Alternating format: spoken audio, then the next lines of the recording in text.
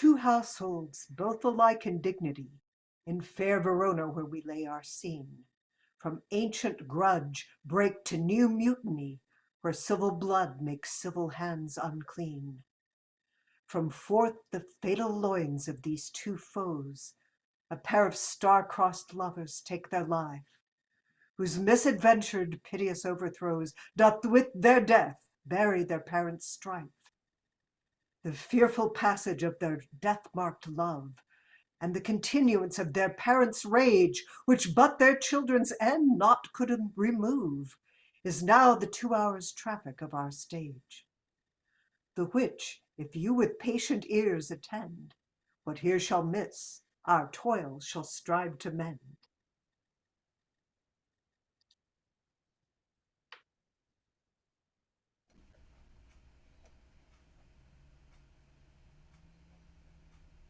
Gregory, on my word, we'll not carry coals. No, for then we should be colliers. I mean, and we being collar will draw. Aye, while you live, draw your neck out of collar. I strike quickly, being moved. But thou art not quickly moved to strike. A dog of the house of Montague moves me. To move is to stir, and to be valiant is to stand. Therefore, if thou art moved, thou runst away. A dog of that house shall move me to stand. I will take the wall of any man or maid of Montague's. That shows thee a weak slave, for the weakest goes to the wall. 'Tis true, and therefore women, being the weaker vessels, are ever thrust to the wall. Therefore, I will push Montague's men away from the wall and thrust the maids to the wall. The quarrel is between our masters and us their men. 'Tis all one. I will show myself a tyrant. When I have fought with the men, I will be civil with the maids. I will cut off their heads. The heads of the maids? Aye, the heads of the maids, or the maiden heads. Take it in what sense thou wilt. They must take it in the sense that feel it. Me they shall feel while I am able to stand, and 'tis known I am a pretty piece of flesh. 'Tis well thou art not fish. If thou hadst been poor John. Draw thy tool. Here comes of the house of Montagues. My naked weapon is out. Quarrel, I will back thee. How? Turn thy back and run? Fear me not. No, marry, I fear thee. Let us take the law of our sides. Let them begin. I will frown as I pass by, and let them take it as they list. Nay, as they dare. I will bite my thumb at them, which is a disgrace to them if they bear it. Do you bite your thumb at us, sir? I do bite my thumb, sir. Do you bite your thumb at us, sir? Gregory, is the law on our side if I say A? No. I do not bite my thumb at you, sir, but I do bite my thumb. Do you quarrel, sir? Quarrel, sir? No, sir. But if you do, sir, I am for you. I serve as good a man as you. No better. Well, sir. Say better? Here comes one of my master's kinsmen. Yes, better, sir. You lie. Draw if you be men. Gregory, remember thy washing blow. Fools! Drop your swords, you know not what you do.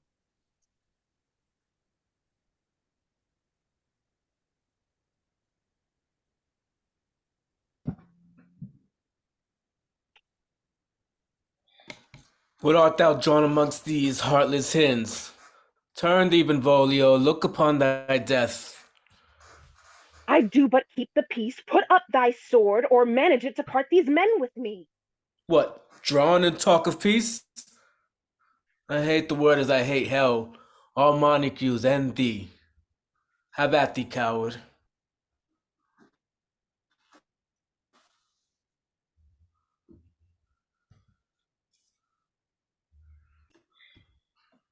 Clubs, bills, partisans. Strike! Beat them down! Down with the Capulets! Down with the Montagues! What noise is this? Give me my long sword. Ho! A crutch! A crutch! Why call you for a sword? My sword, I say! Old Montague has come and flourishes his blade in spite of me. Thou villain Montague! Oh, thou villain Capulet! Huh? Hold me back, I say! No! Let me go! That shall not stir one foot to seek a foe! Rebellious subjects, enemies, profaners of this neighbor-stained city. Will they not hear? What ho! You beasts that quench the of your pernicious rage with purple fountains issuing pain of torture, from those blood, throw your mistempered weapons to the ground. Hear the sentence of your moved 3 syllables bred of an airy word. The old Capulet and Montague have thrice disturbed the our streets, known as ancient citizens, by their grave-building ornaments to wield old partisans in hands of old, cankered with peace, to cankered. If ever you disturb our streets again, your lives shall pay the forfeit of the peace. For this time, all the rest depart away. You, Cap, shall go along with me, and with this afternoon, offer pleasure in this case, to old Freetown, a common judgment place. Once more, on pain of death, all men depart. Who set this ancient quarrel new abroach? Speak, nephew, were you by when it began? Here were the servants of your adversary and yours, close fighting ere I did approach. I drew to part them. In the same instant came the fiery Tybalt with his sword prepared, which, as he breathed defiance to my ears, he swung about his head to cut the winds, who, nothing hurt withal, hissed him in scorn. While we were interchanging thrusts and blows, came more and fought on part and part, till the prince came, who parted either part. Saw you. Where's Romeo? Saw you him today. No? Right, glad I am that he was not at this fray. Adam, an hour before the worshipped sun peered forth the golden window of the east, a troubled mind drove me to walk abroad, where underneath the grove of sycamore, toward westward rooted from the city side, so early walking did I see your son. Towards him I made, but he was ware of me, and stole into the covert of the wood. I, measuring his affections by my own, which then sought most where most might not be found, being one too many by my wary self, pursued my humor, not pursuing his, and gladly shunned who gladly fled from me. Many a morning he hath been seen, with tears augmenting the fresh morning dew, adding to clouds more clouds with his deep sighs. But also soon as the all-cheering sun should in the furthest east begin to draw the shady curtains from Aurora's bed, away from light steals home my heavy son, and private in his chamber pens himself, shuts up his windows, locks fair daylight out, and makes himself an artificial night. Black and portentous must this humor prove, unless good counsel may the cause remove. My noble uncle, do you know the cause? I neither know it nor can learn of him. Have you importuned him by any means?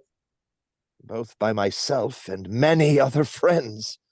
But he, his own affection's counselor, is to himself, I will not say how true, but to himself so secret and so close, so far from sounding and discovery, as is the bud bit with an envious worm ere he can spread his sweet leaves to the air or dedicate his beauty to the sun.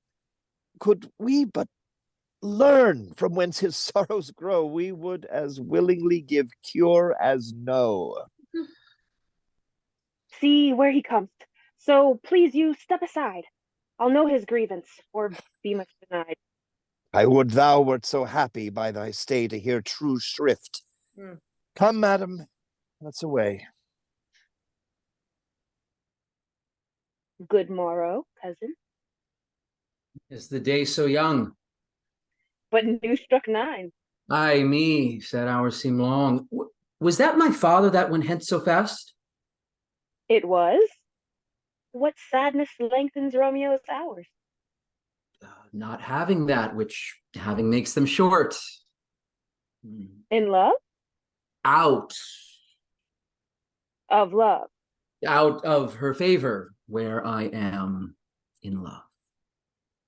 Alas, that love, so gentle in his view, should be so tyrannous and so rough in proof. Alas, that love whose view is muffled still should without eyes see pathways to his will. Where shall we dine? Oh me, what fray was here? Yet tell me not, for I have heard it all. Here's much to do with hate, but more with love. Why then, oh brawling love, oh loving hate, oh anything of nothing first create, oh heavy lightness, serious vanity, misshapen chaos of well-seeming forms, feather of lead, bright smoke, cold fire, sick health, still waking sleep, that is not what it is. Oh, this love, I feel that I feel no love in this. Dost not thou laugh? No, cuz I rather weep. Oh, good heart, at what? At thy good heart's oppression. Why, such is love's transgression. Griefs of mine own lie heavy in my breast, which thou wilt propagate to have it pressed with more of thine. This love that thou hast shown doth add more grief to too much of mine own.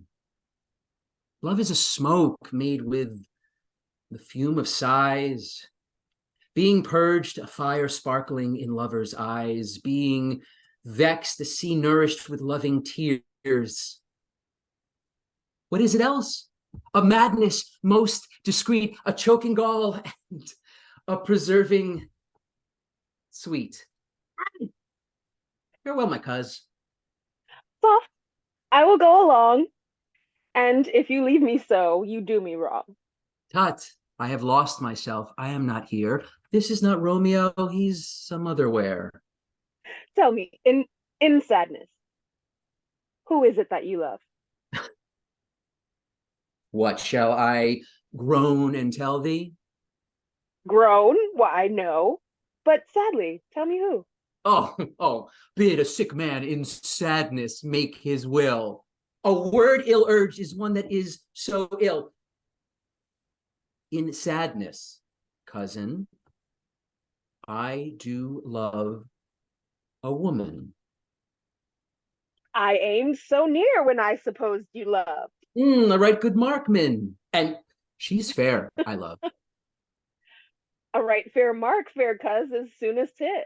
Ah, well, in that hit you miss, she'll not be hit with Cupid's arrow. She hath Diane's wit, and in strong proof of chastity, well armed from love's weak, childish bow, she lives uncharmed. She will not stay the siege of loving terms, nor bide the encounter of assailing eyes, nor ope her lap to Saint seducing gold. Oh, she is rich in beauty, only poor that when she dies, with beauty dies her store. Then she hath sworn that she will still live chaste. She hath, and in that sparing makes huge waste. For beauty, starved with her severity, cuts beauty off from posterity. She is too fair, too wise, wisely, too fair to merit bliss, to making me despair. She hath forsworn to love, and in that vow do I live dead, that live to tell it now. Be ruled by me. Forget to think of her. Oh, teach me how I should forget to think. By giving liberty unto thine eyes. Examine other beauties. Oh, 'tis the way to call hers exquisite. In question more, these happy masks that kiss fair ladies' brows, being black, puts us in mind that hide the fair. He that is struck and blind cannot forget the precious treasure of his eyesight lost. Huh? You show me a mistress that is passing fair. What doth her beauty serve as but a note where I may read who passed that passing fair? Farewell. Thou canst not teach me to forget. I'll pay that doctrine, or else die in death.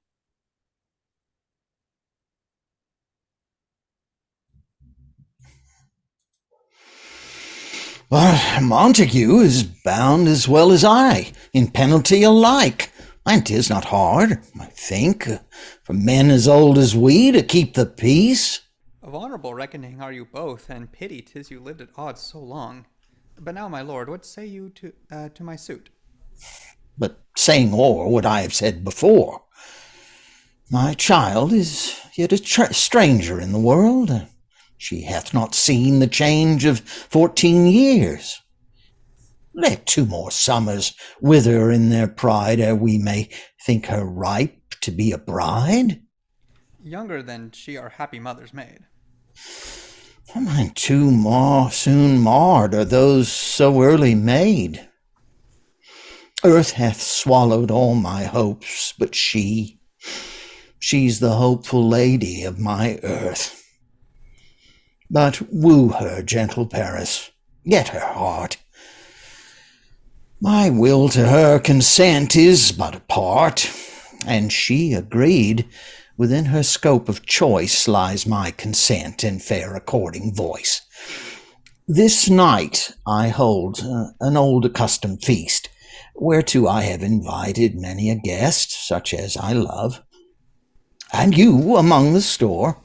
1 more, most welcome, makes my number more. At my poor house let 2 behold this night earth-treading stars that make dark heaven light. Such comfort as do lusty young men feel when well-apparelled April on the heel of limping winter treads. Even such delight among fresh fennel buds shall you this night inherit at my house. Hear all see, and like her most, whose merit most shall be, which on more view of many, mine, being one, may stand in number, though in reckoning none. Come, go with me. Go, Sirrah. Trudge about through fair Verona, find those persons out whose names are written there, and to them say, my house, and welcome on their pleasure's stay.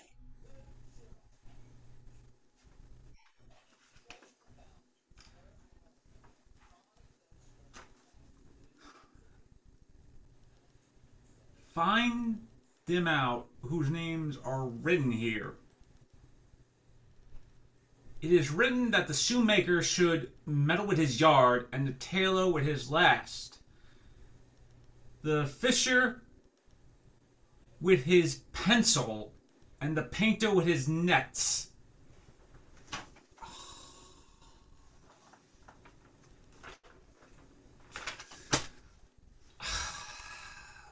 But I am sent to find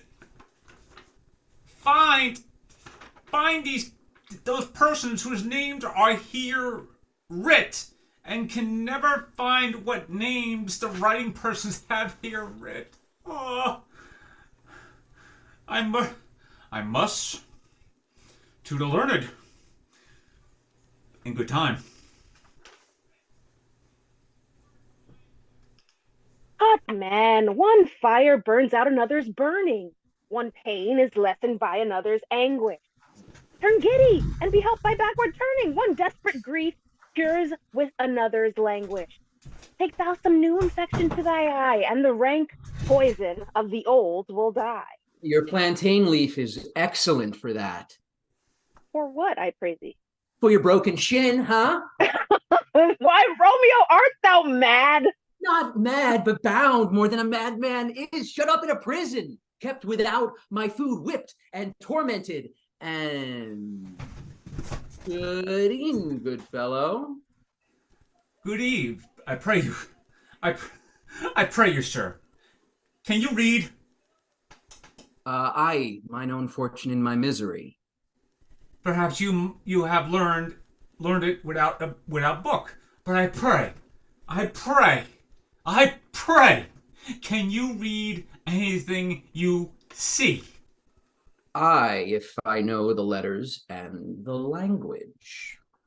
You say that, you say honestly. Rest you merry. No, stay, fellow, I can read.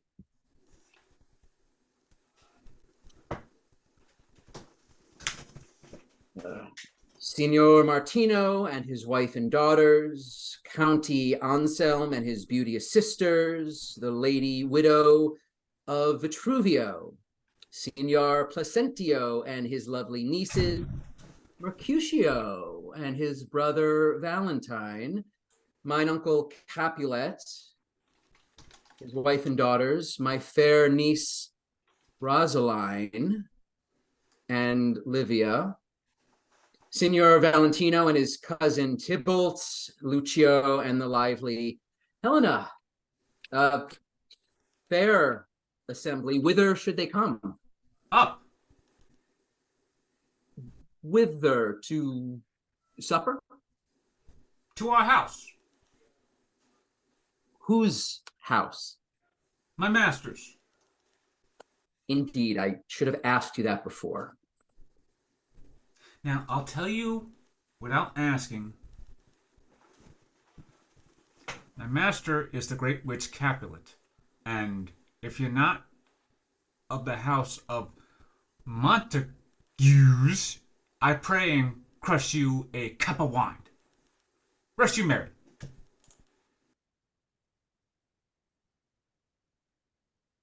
At this same ancient feast of Capulet sups the fair Rosalind, whom thou dost so love, with all the admired beauties of Verona. Go thither, and with unattainted eye compare her face with some that I shall show, and I will make thee think thy swan a crow. Oh, when the devout religion of mine eye maintains such falsehood, then turn tears to fires. And these who often drown could never die, transparent heretics be burned for liars. One fairer than my love? The all-seeing sun ne'er saw her match since first the world began. You saw her fair, none else being by, herself poised with herself in either eye. But in that crystal scales let there be weighed your lady's love against some other maid, that I will show you shining at this feast, and she shall scant show well that now seems best. I'll go along, no such sight to be shown, but to rejoice in splendor of mine own.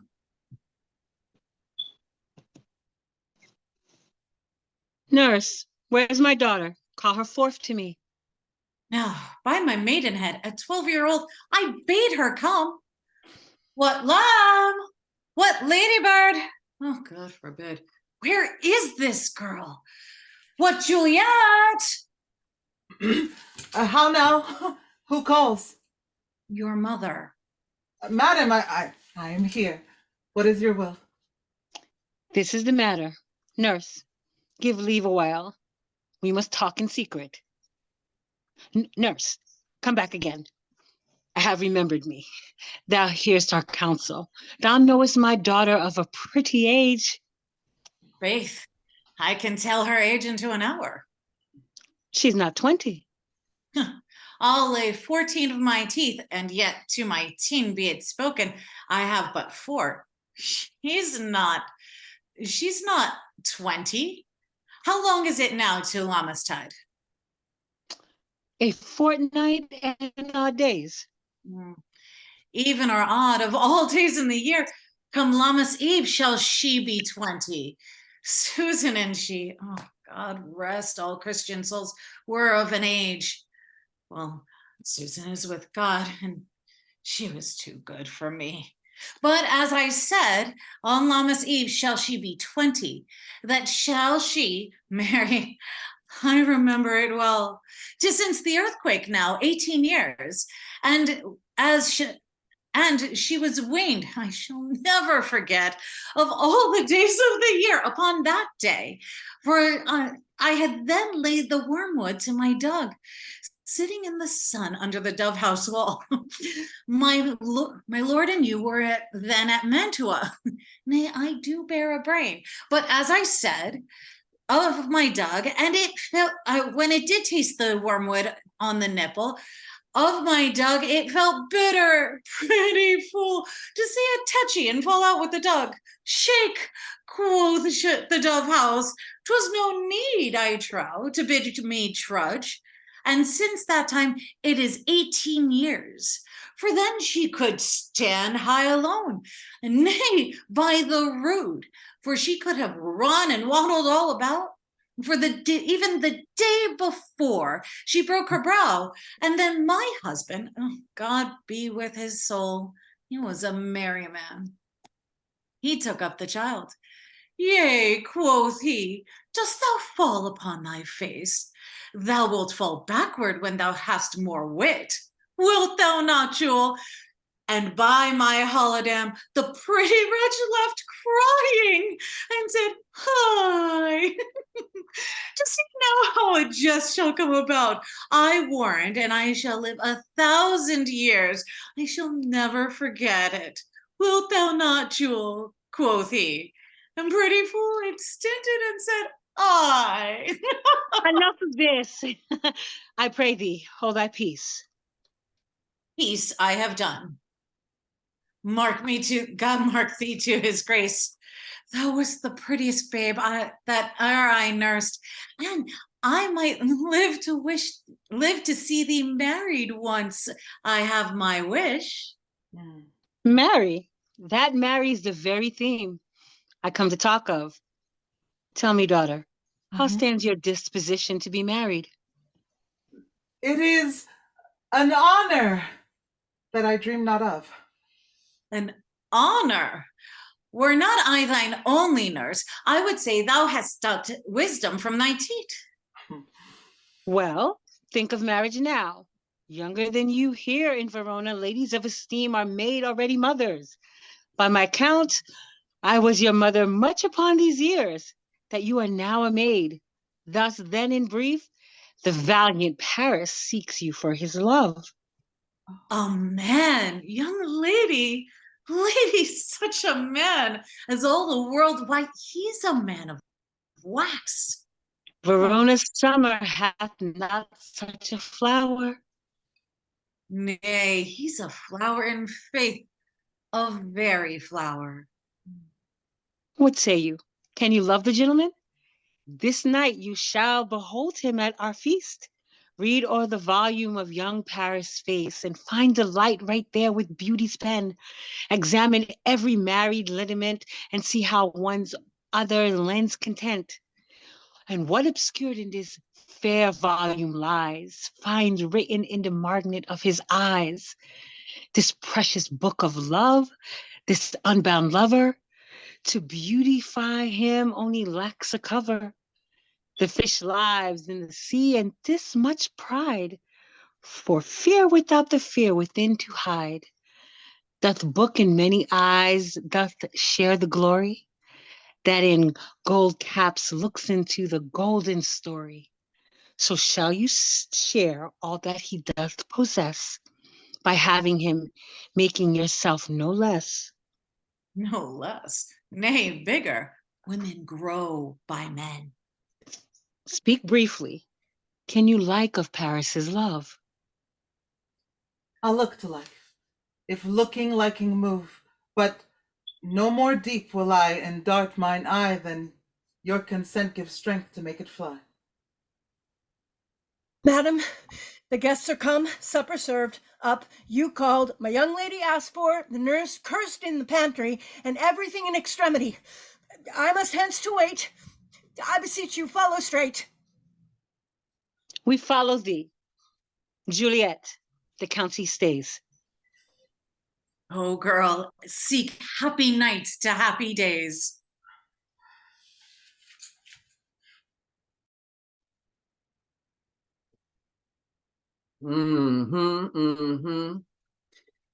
What shall this speech be spoke for our excuse, or shall we on without apology?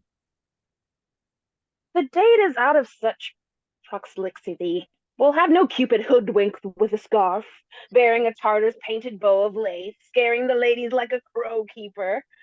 Nor, no, without book prologue faintly spoke, after the prompter for our entrance. But let them measure us by what they will. We'll measure them a measure and be gone. Give me a torch, huh? I am not for this ambling, being but heavy.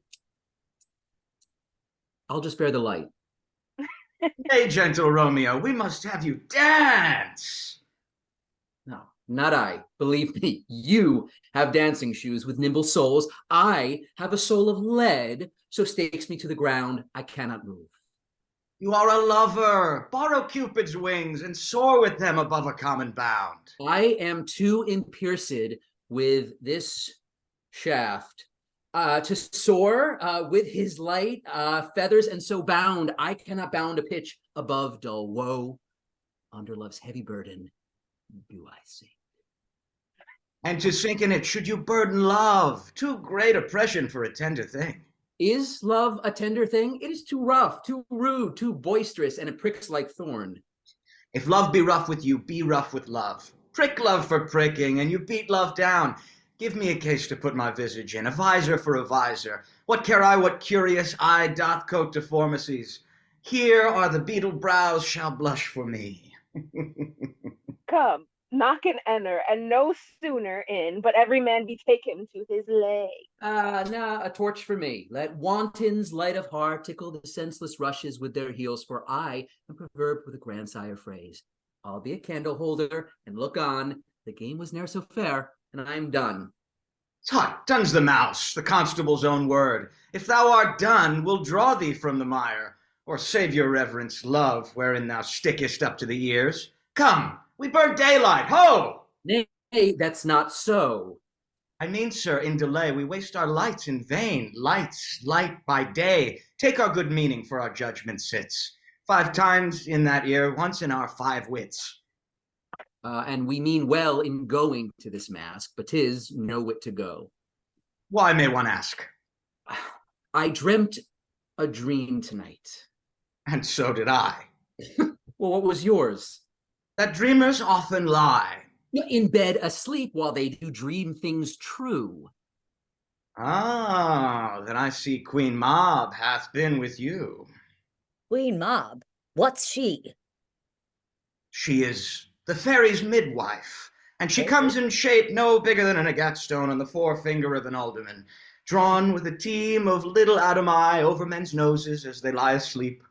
Her wagon spokes made of long spinner's legs, the cover of the wings of grasshoppers, her traces of the smallest spider web, her collars of the moonshine's watery beams, her whip of cricket's bone, the lash of film, her wagoner a small gray-coated gnat, not half so big as a round little worm, pricked from the lazy finger of a maid.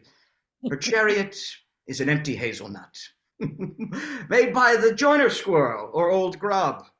Time out of mind these fairies coachmakers, and in the state she gallops night by night through lovers' brains, and then they dream of love. On courtiers' knees that dream on curtsies straight, or lawyers' fingers who straight dream on fees, or ladies' lips who straight on kisses dream, which oft the angry mob with blisters plagues, because their breaths with sweet meats tainted are. Sometime she gallops o'er a courtier's nose, and then dreams he of smelling out a suit, and sometime comes with a tithe pig's tail, tickling a parson's nose as he lies asleep. Then he dreams of another benefice. Sometime she driveth over a soldier's neck, and then dreams he of cutting foreign throats, of breeches and basket of Spanish blades, of hell's 5 fathom deep, and then anon drums in his ear, at which he starts and wakes, and being thus frightened, he swears a prayer or two, and then sleeps again.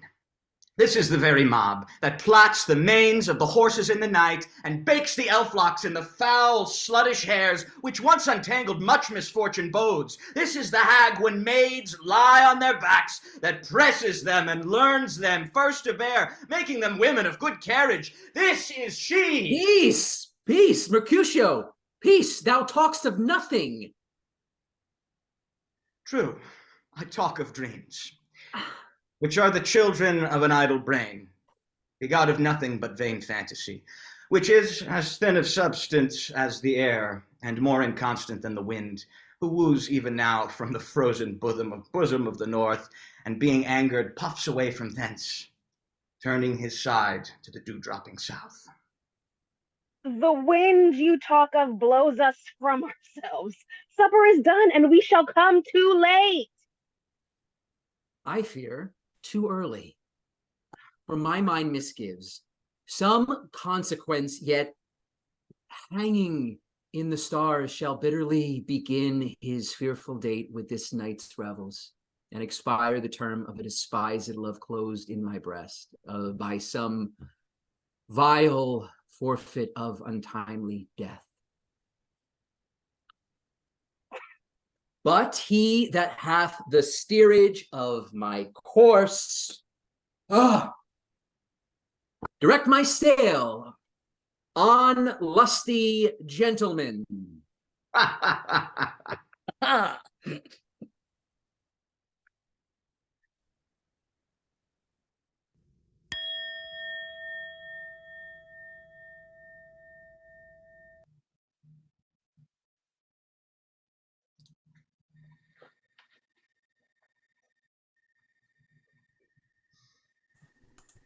Where's Pot Pan?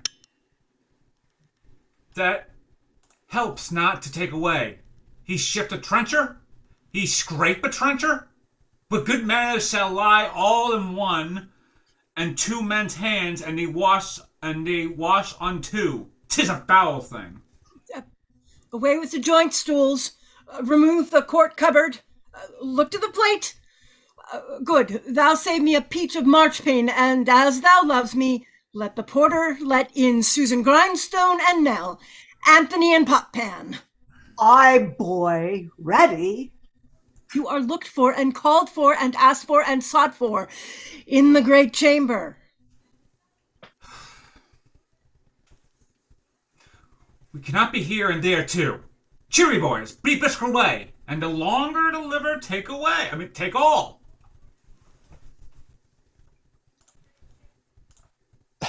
Welcome, gentlemen.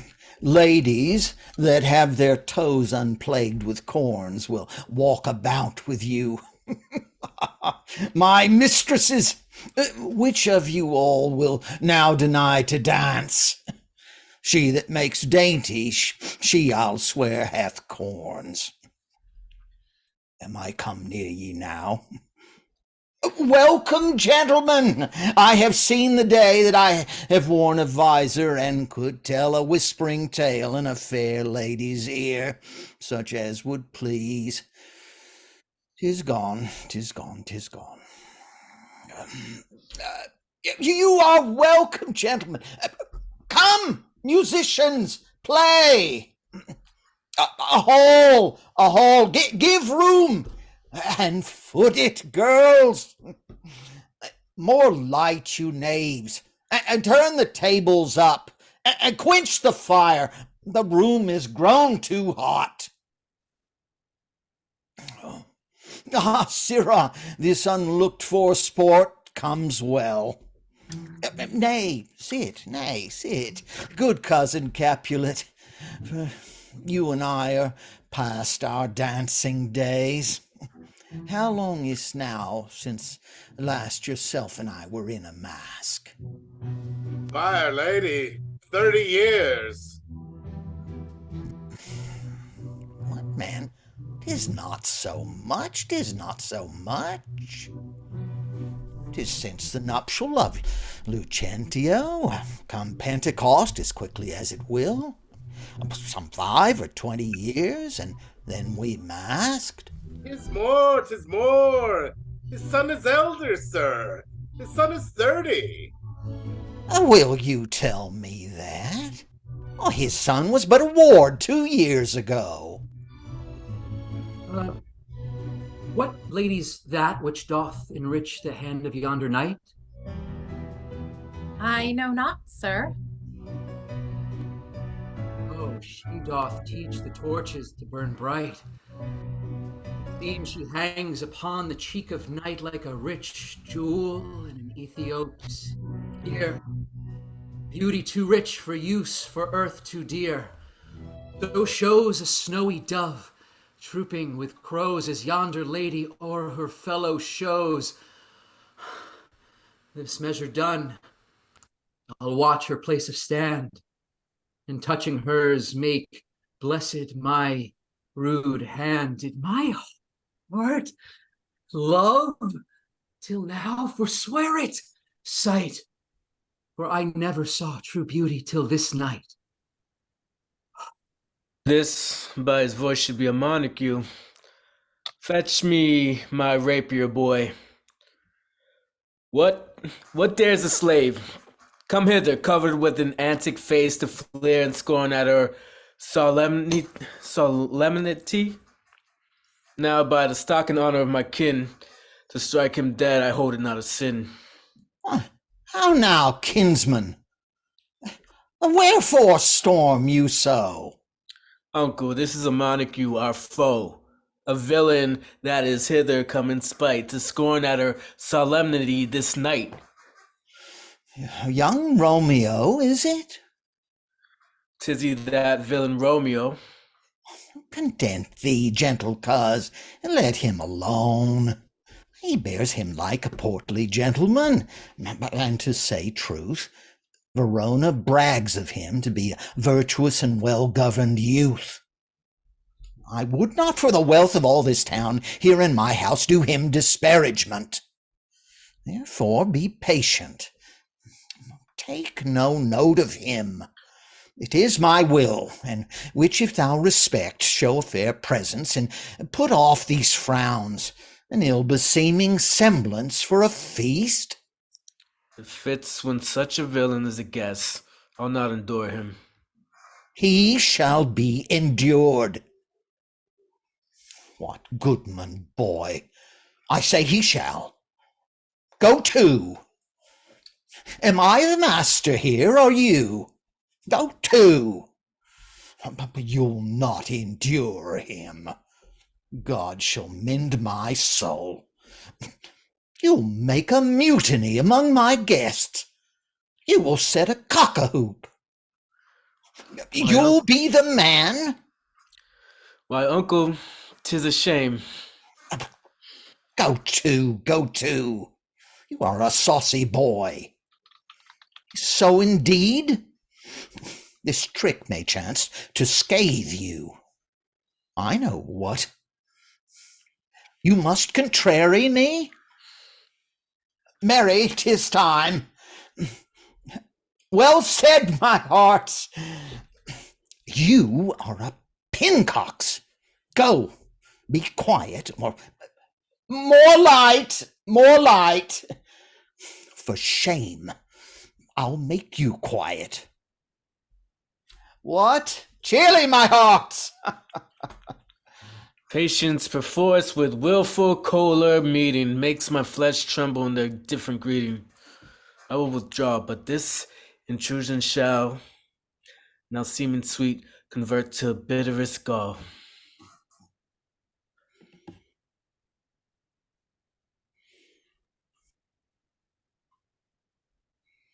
If I profane with my unworthiest hand this holy shrine, the gentle sin is this: my lips, two blushing pilgrims ready stand, to smooth that rough touch with a tender kiss. Good pilgrim, you do wrong your hand too much, which mannerly devotion shows in this. For saints have hands that pilgrim's hand do touch, and palm to palm is holy palmer's kiss. Have not saints lips and holy palmers too? Aye, pilgrim, lips that they must use in prayer. Oh, then, dear saint, let lips do what hands do. They pray. Grant thou, lest faith turn to despair. Saints do not move, though grant for prayer's sake. Oh, then move not while my prayers effect. I take.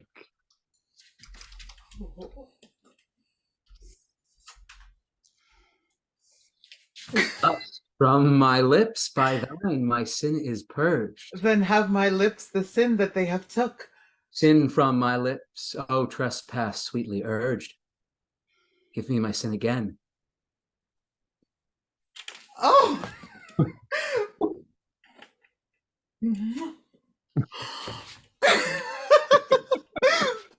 You kiss by the book.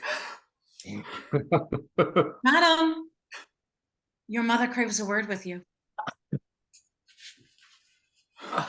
What is her mother? Mary Bachelor. Her mother is the lady of the house, and a good lady, and a wise and virtuous. I nursed her daughter and that you talked withal. I tell you that he that can lay hold of her shall have the chinks. Is she a Capulet? Oh, dear account, my life is my foe's debt. Away, be gone. The sport is at the best. Aye, so I fear the more is my unrest. Nay, gentlemen, prepare not to be gone. We have trifling foolish banquet towards. Is't even so? Why then, I thank you all. I thank you, honest gentlemen. Good night. More torches here. But come on then.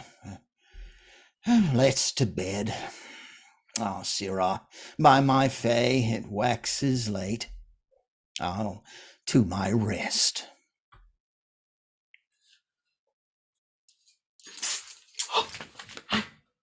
Come hither, nurse.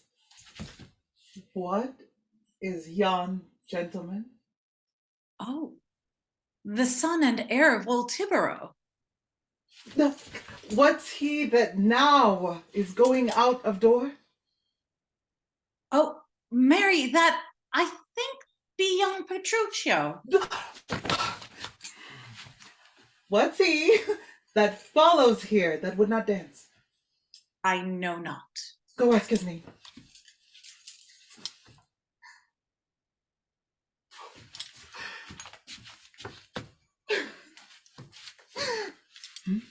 If he be married, my grave is like to be my wedding bed. His name is Romeo, and Montague, the only son of your great enemy. My only love sprung from my only hate. Too early seen unknown, and known too late.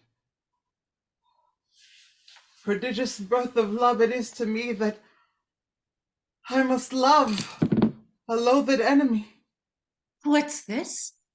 What's this? A rhyme I learned even now of one I danced withal. Anon, anon. Come, let's away. The strangers are all gone.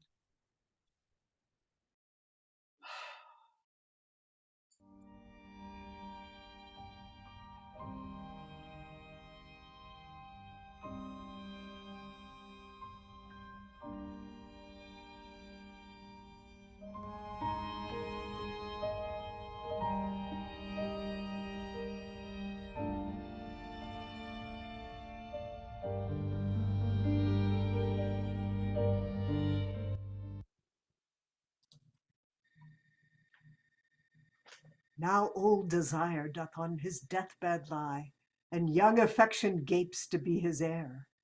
That fair for which love groaned for and would die, with tender Juliet matched, is now not fair. Now Romeo is beloved and loves again, alike bewitched by the charm of looks. But to his foe supposed he must complain, and she steal love's sweet bait from fearful hooks. Being held a foe, he may not have access to breathe such vows as lovers used to swear. And she as much in love, her means much less to meet her new beloved anywhere. But passion lends them power, time means to meet, tempering extremities with extreme sweet. Can I go forward when my heart is here? Turn back, ye dull earth, and find thy center out. Romeo, my cousin Romeo. He is wise, and Romeo! my life hath stolen him home to bed, home to bed. And he ran this way and leapt this orchard wall. All good, Mercutio. Nay, I'll conjure two. Romeo, humors, madman, passion, lover, appear thou in the likeness of a sigh. Speak but one rhyme, and I am satisfied. Cry but I me, pronounce but love and dove. Speak to my gossip Venus one fair word, one nickname for her purblind son and heir. Young Abraham Cupid, he that shot so trim when King Cophetua loved the beggar maid. He heareth not, he stirreth not, he moveth not. The ape is dead, and I must conjure him. I conjure thee by Rosalind's bright eyes, by her high forehead and her scarlet lip, by her fine foot, straight leg, and quivering thigh, and the demosness that there chased lie, that in thy likeness thou appear to us. And if he hear thee, thou wilt anger him. Cannot anger him. 'Twould anger him to raise a spirit in his mistress's circle of some strange nature, letting it stand there till she had laid it and conjured it down. That were some spite. My invocation is fair and honest. In his mistress's name I conjure only but to raise him up. Come, he hath hid himself among these trees to be consorted with the humorous night. Blind is his love, and best befits the dark. If love be blind, love cannot hit the mark. Now will he sit under a medlar tree and wish his mistress were that kind of fruit, as maids call medlars when they laugh alone. Oh, Romeo, that she were, oh, that she were, an open arse, thou a poprin pear. Romeo, good night. I'll to my truckle bed. This field bed is too cold for me to sleep. Come, shall we go? Go then, for 'tis in vain to seek him here that means not to be found.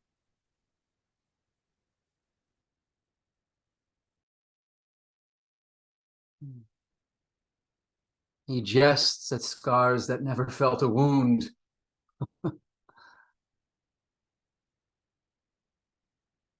Soft. What light through yonder window breaks? It is the east,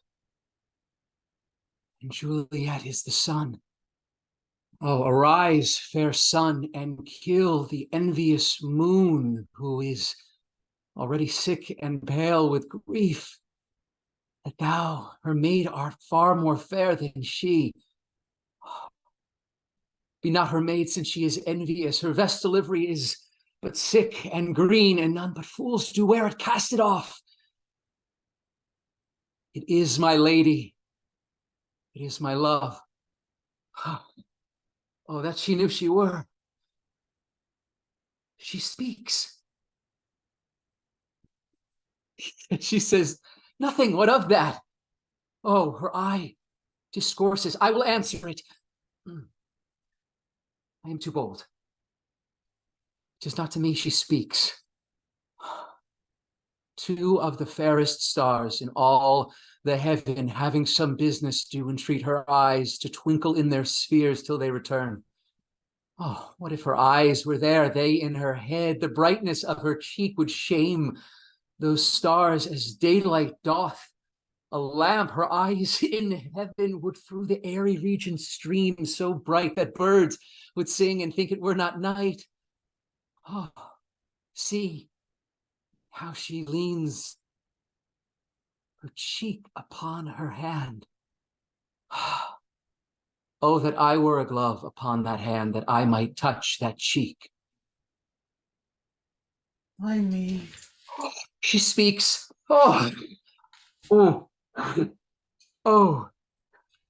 Speak again, bright angel. For thou art as glorious to this night being o'er my head as is a winged messenger of heaven unto the white upturned wondering eyes of mortals that fall back to gaze on him when he bestrides the lazy puffing clouds and sails upon the bosom of the air. Oh, Romeo!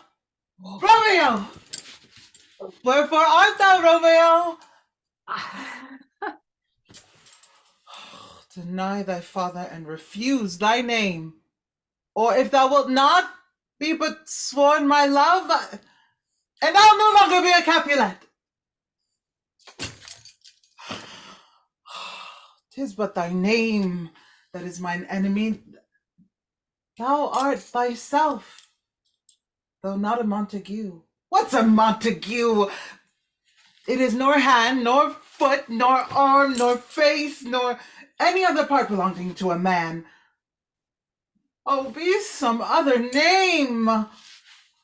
What's in a name? That which we call a rose by any other word would smell as sweet. So Romeo would, were he not Romeo called. Retain that dear perfection which he owed without that title. Romeo! Doff thy name! And for thy name, which is no part of thee, take all of myself! I take thee at thy word. Call me but love, and I'll be new baptized. Henceforth, I will never be Romeo. What man art thou? By a name, I know not how to tell thee who I am. My name, dear saint, is hateful to myself, because it is an enemy to thee. Had I it written, I would tear the word. Art thou not Romeo and a Montague? Neither, fair saint, if either thee dislike. How camest thou hither? Tell me, and wherefore? The orchard walls are high and hard to climb. The place death, considering who thou art, if any of my kinsmen find thee here. Oh, with love's light wings did I approach these walls, for stony limits cannot hold love out, and what love can do that dares love attempt. Therefore, thy kinsmen are no stop to me. If they do see thee, they will murder thee. I have night's cloak to hide me from their eyes. And but thou love me, let them find me here. My life were better ended by their hate than death prorogued, wanting of thy love. Thou knowest the mask of night is on my face. Else would a maiden blush bepaint my cheek for that which thou hast heard me speak tonight. Dost thou love me? I know thou wilt say aye, and I will take thy word, yet if thou swearest, thou mayest prove false. At lovers' perjuries, they say, Jove laughs. O gentle Romeo, if thou dost love, pronounce it faithfully. Lady, by yonder blessed moon, I swear, that tips with silver all these fruit tree tops. Swear not by the moon, the inconstant moon, that monthly changes in her circled orb, lest thy love proves likewise variable. What shall I swear by? Do not swear at all. Or if thou wilt, swear by thy gracious self, which is the God of my idolatry, and I'll believe thee. If my heart's dear love. Oh, although I do joy in this, and in thee, I have no joy in this contract tonight. It is too rash, too unadvised, too sudden, too like the lightning, which doth cease to be, ere one can say it lightens. Sweet. Good night. Wilt thou leave me so unsatisfied?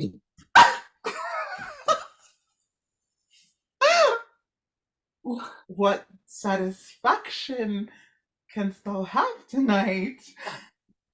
The exchange of thy love's faithful vow for mine.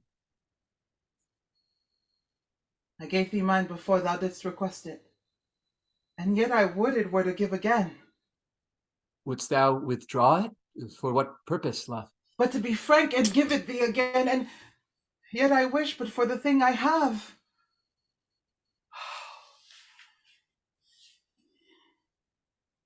My bounty is as boundless as the sea, my love as deep. The more I give to thee, the more I have, for both are infinite. I hear some noise within. Dear love, adieu. Madam! Anon, good nurse. Oh, sweet Montague, be true. Stay but a little. I will come again. Oh, blessed night. Oh, I'm afeard, being a night, that this is all but a dream, too flattering to be so sweet, to be so substantial. Oh! 3 words. Okay, dear Romeo, and good night indeed. If that thy bent of love be honorable, thy purpose marriage. Send me word tomorrow, by one that I'll procure to come to thee, where and what time thou wilt perform the rite, and in all my fortunes at thy foot I'll lay and follow thee, my lord, throughout the world. Madam? I come anon! But if thou meanest not well, I do beseech thee. Madam! By and by I come! To cease thy strife and leave me to my grief. Tomorrow will I send. So thrive my soul. 1,000 times. Good night! 1,000 times the worse to want thy light.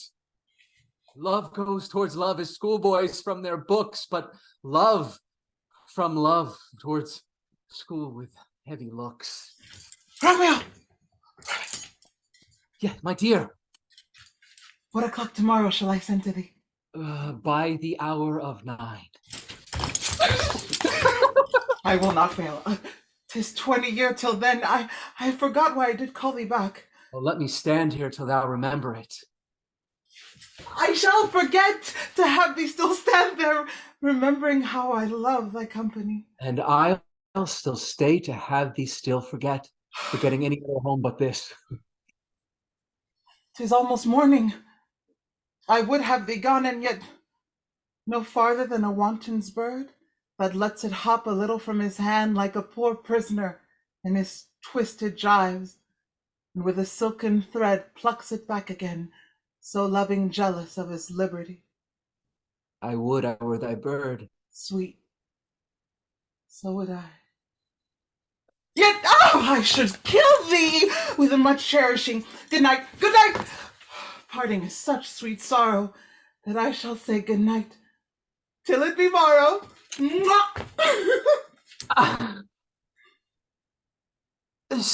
Sleep, dwell upon thine eyes, peace be in thy breast. Would I were sleep and peace, so sweet to rest. Hence I will to my ghostly friar's close cell his help to crave, and my dear hap to tell.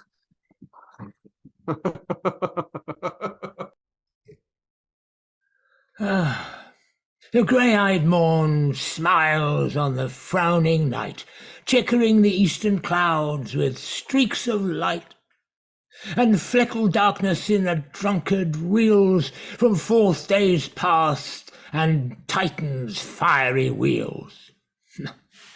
Now ere the sun advances burning high, the day to cheer, and night's dank dew to dry, I must fill this osier cage of ours with baleful weeds and precious juiced flowers.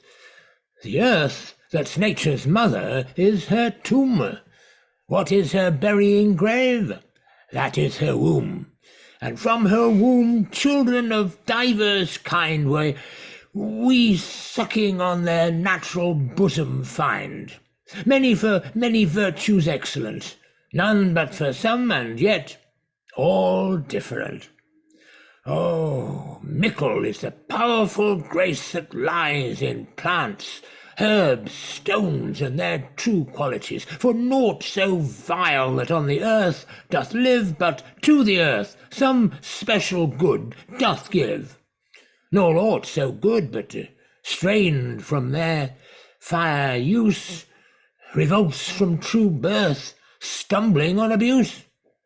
Virtue itself turns vice, being misapplied, and vice sometime by action dignified. Within the infant rind of this weak flower, poison hath residence and medicine power, for this being smelt, with that part cheers each part. Being tasted, stays all senses with the heart. Two such opposed kings encamp them still, in man as well as herbs, grace and rude will. And where the worser is predominant, full soon the cankered death eats up that plant. Tomorrow, Father. Benedicite, what early tongue so sweet saluteth me? Young son, it argues a distempered head so soon to bid good morrow to thy bed. Care keeps his watch in every old man's eye, and where care lodges, sleep will never lie. But where unbruised youth will unstuffed brain doth couch his limbs, there golden sleep doth reign. Therefore thy earliness doth me assure thou art uproused with some distemperature. Or if not, then here I hit it right. Our Romeo hath not been in bed tonight. The last is true. Sweeter rest was mine. God pardon sin. Wast thou with Rosaline? With Rosaline? Oh, my ghostly father. No. Oh. I have forgot that name and that name's one. That's my good son, but where hast thou been then? I'll tell thee ere thou ask it me again. I have been feasting with mine enemy, where on a sudden one hath wounded me. That's by me wounded both our remedies within thy help and holy physic lies. I bear no hatred, blessed man, for lo, my intercession likewise steads my foe. Be plain, good son, and homely in thy drift. Riddling confession finds but riddling shift. Then plainly know, my heart's dear love is set on the fair daughter of rich Capulet.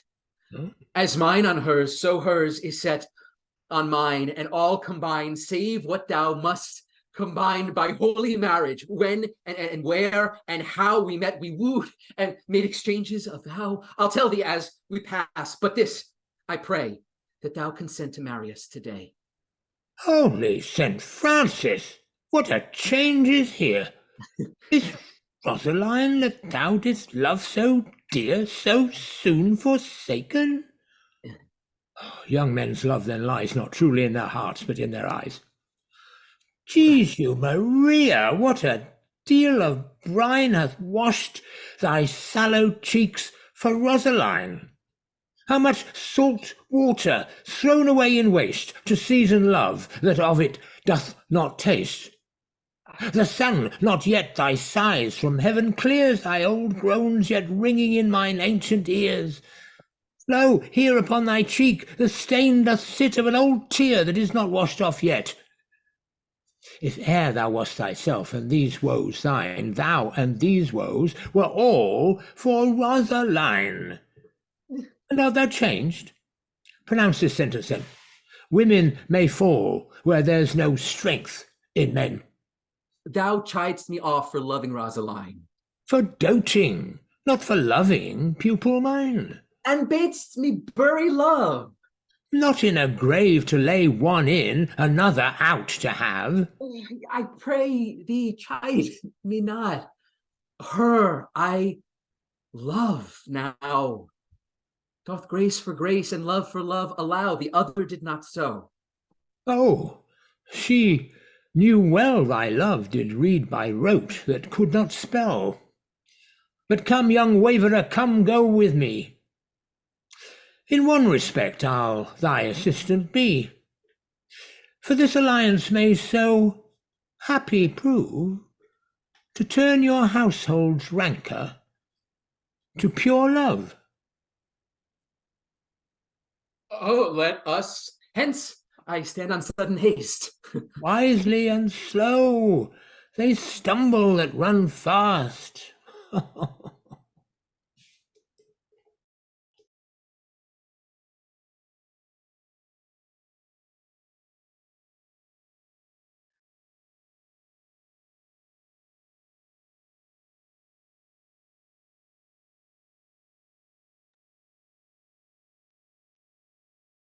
Where the devil should this Romeo be? Came he not home tonight?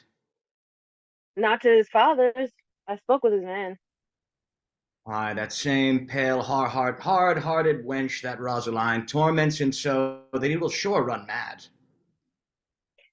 Tybalt, the kinsman to old Capulet, hath sent a letter to his father's house. A challenge on my life. Romeo will answer it. And is he a man to encounter Tybalt? Why? What is Tybalt? More than Prince of Cats. Oh, he's the courageous captain of compliments. He fights as you sing prick song, keeps time, distance, and proportion. He rests his minim rests, 1, 2, and the third in your bosom, the very butcher of a silk button. A duelist. A gentleman of the very first house, of the first and second cause. Ah, the immortal passado, the punto reverso, the hey! A what? The pox of such antic, lisping, affecting, phantasmes, these new tuners of accent. By Jesu, a very good blade, a very tall man, a very good whore. Why is not this a lamentable thing, grandsire, that we should be thus afflicted with these strange flies, these fashion mongers, these pardon me's who stand so much on the new form that they cannot sit at ease on the old bench? Oh, their bones, their bones. Here comes Romeo. Here comes Romeo. Ah, Signor Romeo, you gave us the counterfeit fairly last night. Good morrow to you both. What counterfeit did I give you? The slip, sir, the slip. Oh, pardon, good Mercutio. My business was great, and in such a case as mine, a man may strain courtesy. That's as much as to say such a case as yours constrains a man to bow in the hams. Oh, meaning to curtsy. Thou hast most kindly hit it. Oh, a most courteous exposition. Nay, I am the very pink of courtesy. Pink for flower? Right. Why, then my pump is well flowered. Sure wit. Follow me this jest now till thou hast worn out thy pump, that when the single soul of it is worn, the jest may remain, after the wearing, solely singular. Oh, single-souled jest, solely singular for the singleness. Come between us, good Benvolio. My wits faint. Switch and spurs will all cry a match. Nay, if our wits run the wild goose chase, I am done, for thou hast more of the wild goose in one of thy wits than I am sure I have in my whole 5. Why, is not this better now than groaning for love? Now art thou sociable, now art thou Romeo, now art thou what thou art, by art as well as by nature. For this driveling love is like a great natural that runs lolling up and down to hide his bauble in a hold. Stop there. Thou desirest me to stop in my tale against the hair? Thou wouldst else have made thy tale large. Oh, thou art deceived. I would have made it short, for I was come to the whole depth of my tale, and meant indeed to occupy the argument no longer. Oh, here's goodly gear.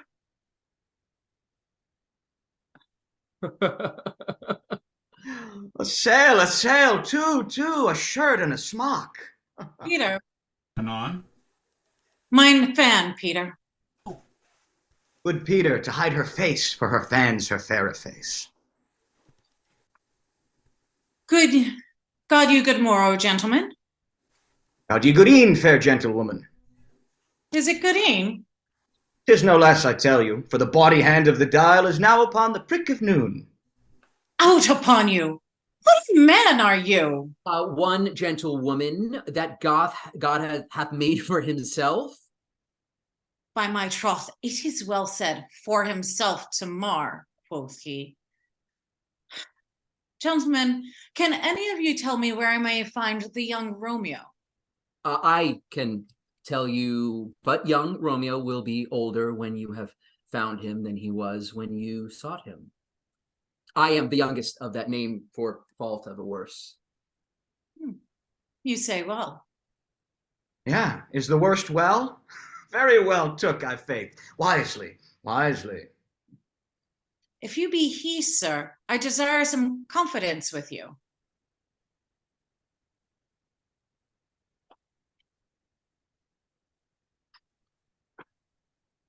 She will invite him to some supper. Romeo, will you come? I will follow you. Farewell, ancient lady, farewell. Lady, lady, lady. Oh, I pray you, sir, what saucy merchant was this that was so full of his ropery? A gentleman, nurse, that loves to hear himself talk and will speak more in a minute than he will stand to in a month. And he speak anything against me, I'll take him down. And if he were lustier than he is, and 20 such jacks. And if I cannot, I will find those that shall. Scurvy knave. I am none of his flirt gills, and I am none of his gamemates. And thou must stand by and suffer every knave to use me at his pleasure? I saw no man use you at his pleasure. If I had my weapon, which should quickly be out, I warn you, I dare draw as soon as another man if I see an occasion in a good quarrel and the law on my side. Scurvy knave. Pray you, sir, a word. And as I told you, my young lady bid me inquire you out. What she bid me say, I will keep to myself. But first, let me tell you, if you should lead her into a fool's paradise, as they say, it would be a very gross kind of behavior, as they say. Nurse, commend me to thy lady and mistress. I protest unto thee. Good heart. And faith, I will tell her as much. Lord. Lord. She will be a joyful woman. What wilt thou tell her, nurse? Thou dost not mark me. I will tell her, sir, that you do protest, which, as I take it, is a gentlemanlike offer. Bid her devise some means to come to Shrift this afternoon, and there she shall at Friar Laurence cell be shrived and married. Here's for thy pains. No, truly, sir, not a penny. Go to. I say you shall. This afternoon, sir? Well, she shall be there.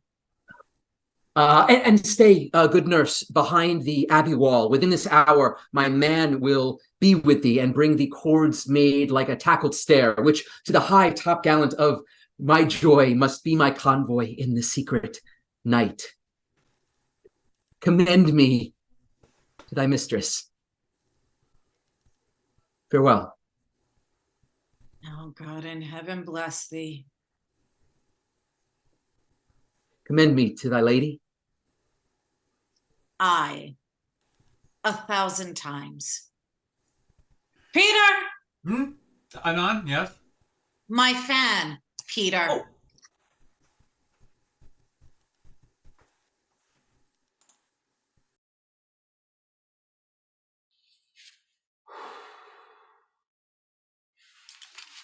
The clock struck 9 when I did send the nurse. In half an hour she promised to return. Perchance she could not meet him. That's not so. Oh, she is lame. Love's herald should be thoughts which 10 times faster glides than the sun's beams, driving back shadows over lowering hills. Therefore do nimble pinted dove draw love, and therefore had the wind-swift Cupid wings. Oh, no! She comes. Oh, honey nurse. What news? Hast thou met with him? O Lord, why lookest thou sad? Thou muse be sad, yet tell them merrily. If good, thou shamest the music of sweet muse by playing it to me with so sour a face. I am a-weary. Give me a leave a while. Ugh, fie, how my bones ache. Ugh, what jaunt have I? Oh, I would thou hadst my bones and I thy news. Nay, come, I pray thee. Speak! Good nurse, speak. Jesu, what haste! Can you not stay a while? Do you not see that I am out of breath? How art thou out of breath when thou hast breath to say to me that thou art out of breath? The excuse that thou dost make in this delay is longer than the tale thou dost excuse. Is thy news good or bad? Answer to that. Say either, and I'll stay the circumstance. Let me be satisfied.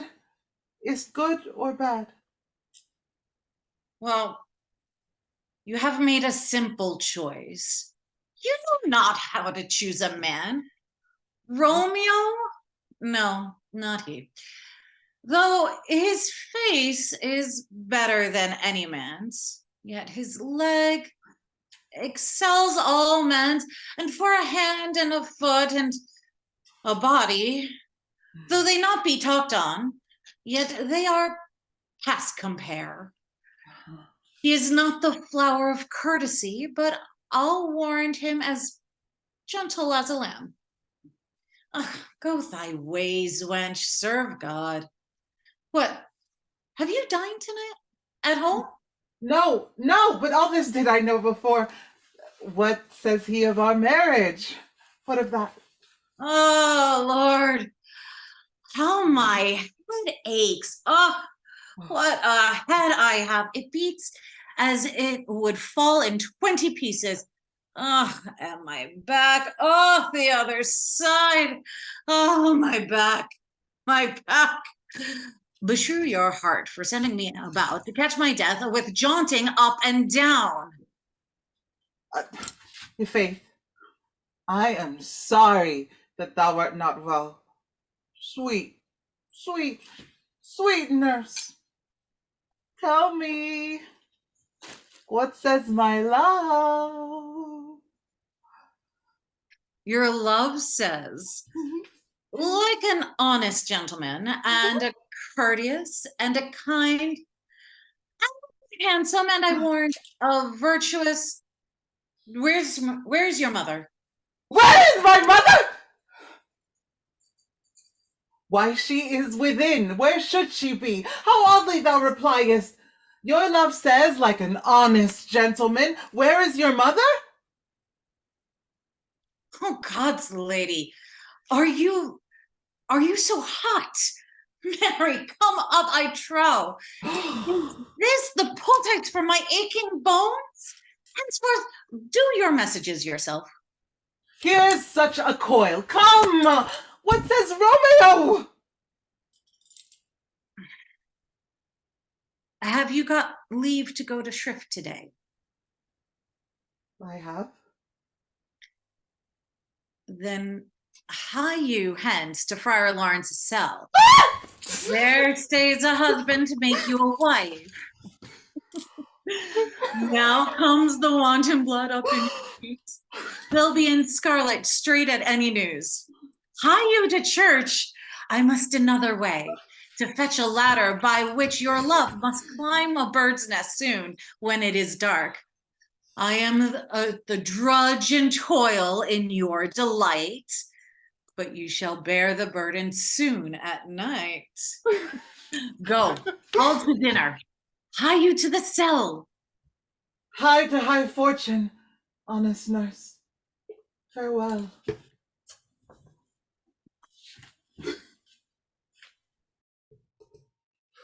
So smile the heavens upon this holy act that after hours with sorrow chide us not.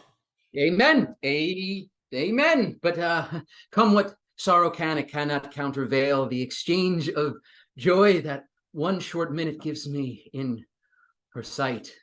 Do thou but close our hands with holy words, then love-devouring death do what he dare. It is enough, I may but call her mine. These violent delights have violent ends, and in their triumph die, like fire and powder, which, as they kiss, consume. The sweetest honey is loathsome in his own deliciousness, and in the taste confounds the appetite. Therefore love moderately. Long love doth so. Too swift arrives as tardy as too slow. Ah, here comes the lady. Oh, so light of foot will ne'er wear out the everlasting flint.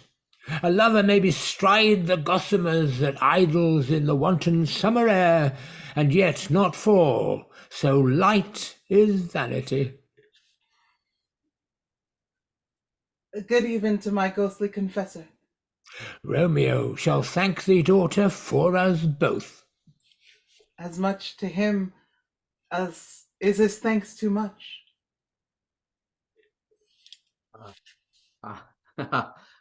Juliet,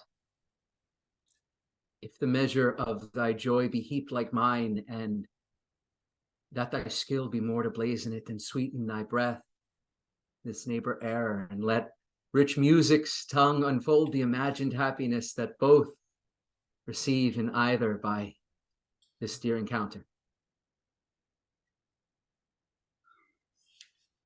Conceit more rich in matter than in words, brags of his substance, not of ornament.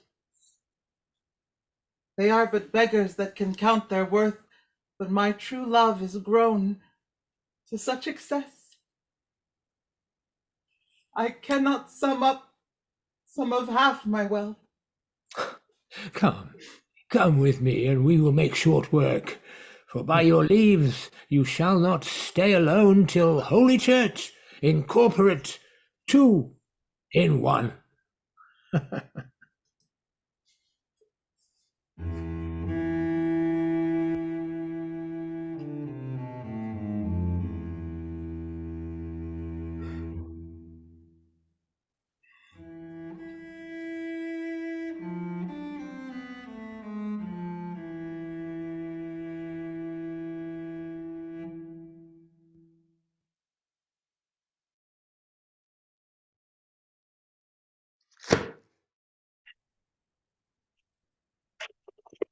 I pray thee, good Mercutio, let's retire.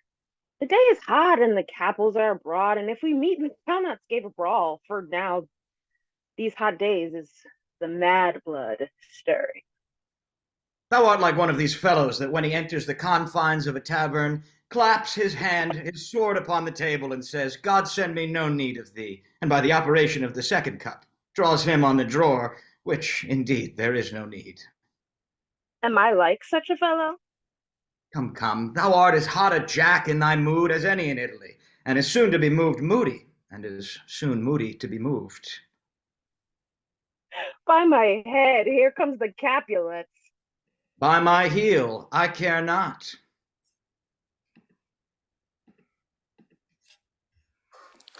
Gentlemen, good evening. A word with one of you. And but one word with one of us? Couple it with something. Make it a word and a blow. You shall find me apt enough to that, sir, and you will give me an occasion. Could you not take some occasion without giving? Mercutio, thou consortest with Romeo. Consort? What dost thou make us, minstrels? And thou make minstrels of us? Look to hear nothing but discords. Here's my fiddlestick. That shall make you dance. Zounds, consort. We talk here in the public haunt of men. Either withdraw into some private space or reason coldly of your grievances, or else depart. Here all eyes gaze on us. Men's eyes were made to look, and let them gaze. I will not budge for no man's pleasure, I. Well, peace be with you, sir. Here comes my man. But I'll be hanged, sir, if he wear your livery. Marry, go before the field. He'll be your follower. Your worship in that sense may call him man. Romeo, the love I bear thee can afford no better term than this. Thou art a villain. Tybalt, the reason I have to love thee doth much excuse the appertaining rage to such a greeting. Villain am I none. Therefore farewell, I see thou know'st me not. Boy, this shall not excuse the injuries that thou hast done me. Therefore, turn and draw. I do protest, I never injured thee, but love thee better than thou canst devise, till thou shalt know the reason of my love. And so, good Capulet, which name I tender as dearly as mine own. Oh, calm, dishonorable, vile submission. Alastacata carries it away. Tybalt, you rat catcher, will you walk? What wouldst thou have with me? Good king of cats, nothing but one of your 9 lives, that I mean to make bold withal, and as you shall use me hereafter, dry beat the rest of the 8. Will you pluck your sword out of its pilcher by the ears? Make haste, lest mine be about your ears ere it be out. I am for you. Gentle Mercutio, put thy rapier up. Come, sir, your passado. Draw! Benvolio, beat down their weapons. Gentlemen, for shame, forbear this outrage. Tybalt! Mercutio, the prince expressly hath forbidden bandying in Verona's streets. Hold, Tybalt, good Mercutio. Oh!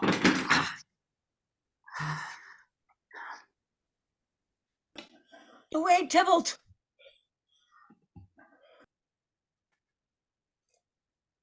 I am hurt. A plague on both your houses. I am sped. Is he gone and hath nothing? What art thou hurt? Aye. A scratch. Marry, 'tis enough.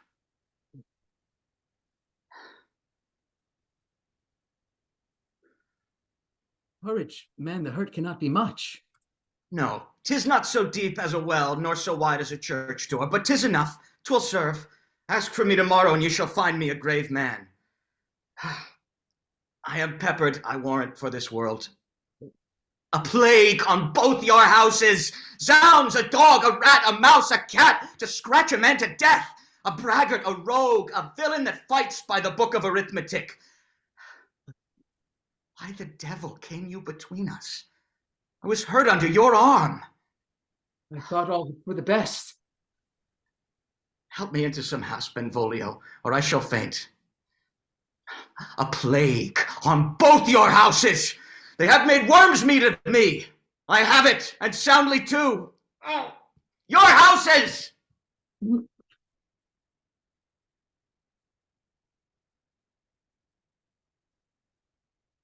This gentleman, the prince's near ally, my very friend, hath got his mortal hurt in my behalf.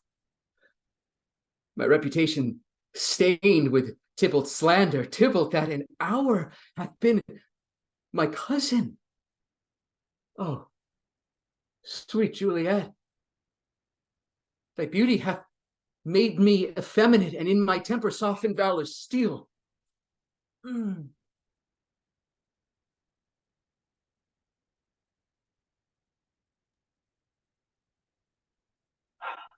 Romeo. Yeah. Oh, Romeo.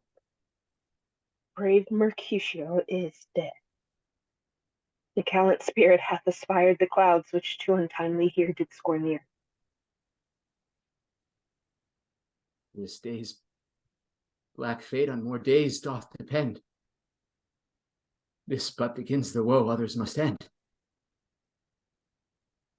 Here comes the furious Tybalt back again. Lie. In triumph, and Mercutio slain. Away to heaven, respective lenity, and fire-eyed fury be my conduct now. Now, Tybalt! Take the villain back again that late thou gavest me, for Mercutio's soul is but a little way up above our heads, staying for thine to keep him company. Either thou or I, or both must go with him. A wretched boy that disconsort him here shall with him hence. Oh, this shall determine that.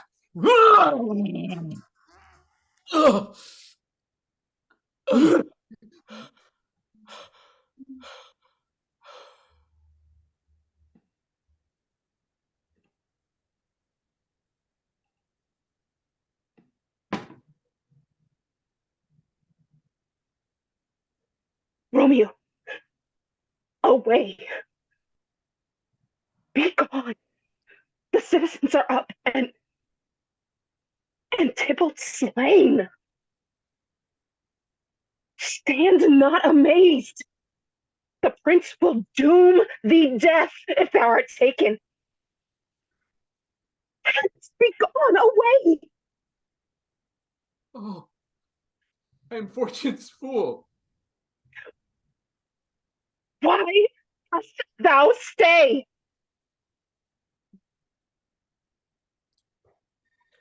Which way ran he that killed Mercutio? Tybalt, that murderer, which way ran he?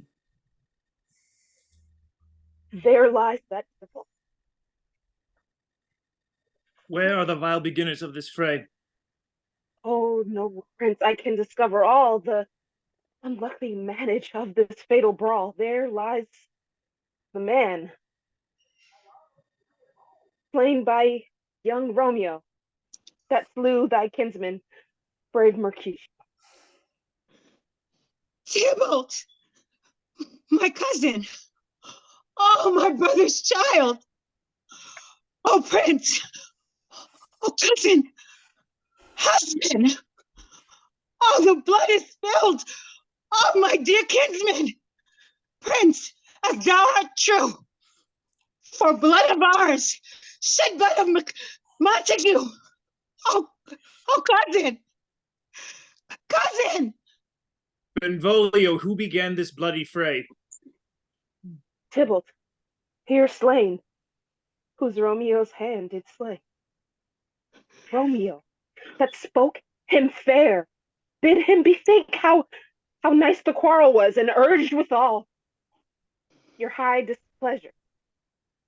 All this uttered with gentle breath, calm look, knees humbly bowed, could not take truce with the unruly spleen of Tybalt, death to peace, but that he tilts with piercing steel at bold Mercutio's breast, who all as hot turns deadly point to point, and with martial scorn, with one hand beats cold death aside, and with the other sends it back to Tybalt, whose dexterity retorts it. Romeo, he cries aloud, hold, friends, part! And swifter than his tongue, his agile arm beats down their fatal points, and twixt them rushes underneath whose arm, and envious thrusts from Tybalt hit the life of stout Mercutio, and then Tybalt fled. But by and by comes back to Romeo, who had but newly entertained revenge, and they go like lightning, for ere I could draw to part them was stout Tybalt slain, and And as he fell, did Romeo turn and fly? This is the truth, or let Benvolio die. He is a kinsman to the Montague. Affection makes him false. He speaks not true. Some 20 of them fought in his back strife, and all those 20 could but all kill but one life. I begged for justice, which thou, prince, must give. Romeo slew Tybalt. Romeo must not live. Romeo slew him, he slew Mercutio. Who now the price of his dear blood doth owe? Not Romeo, prince. He was Mercutio's friend. His fault concludes but what the law should end, the life of Tybalt. And for that offense, immediately do we exile him hence. Interest in your heart's proceeding, my blood for your rude brawls doth lie bleeding. But I'll immerse you with so strong a fine that you shall repent the loss of mine. I will be deaf to pleading and excuses. Nor tears nor prayers shall purchase out abuses. Therefore use none. Let Romeo hence in haste, else when he is found, that hour is his last. Bear hence this and attend our will. Mercy but murders, pardoning those that kill.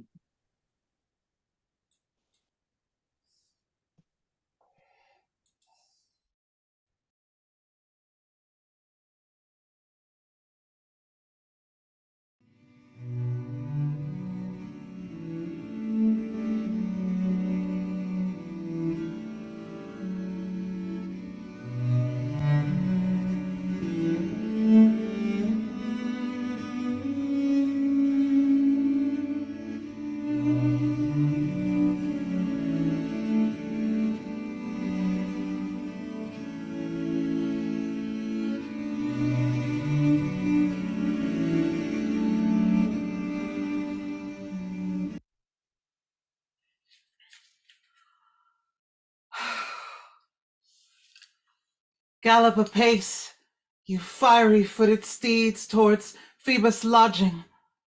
Such a wagoner as Phaeton would whip you to the west and bring in cloudy night immediately. Spread thy close curtain, love-performing night, that runaways' eyes may wink and Romeo leap to these arms, untalked of and unseen. Lovers can see to do their amorous rites by their own beauties, or, if love be blind, it best agrees with night. Come, civil night! Thou silver-suited matron, all in black, and learn me how to lose a winning match, played for a pair of stainless maidenhoods. Put my unmanned blood bathing in my cheeks with thy black mantle till strange love grow bold. Think true love acted simple modesty. Come, night! Come, Romeo. Come, thou day in night, for thou wilt lie upon the wings of night, wider than new snow upon a raven's back. Come, gentle night, come, loving black-browed night. Give me my Romeo, and when I shall die, take him and cut him out like little stars, and he will make the face of heaven so fine that all the world will be in love with night and pay no worship to the garish sun. Oh, I have bought the mansion of a love, but not possessed it. And though I am sold, not yet enjoyed.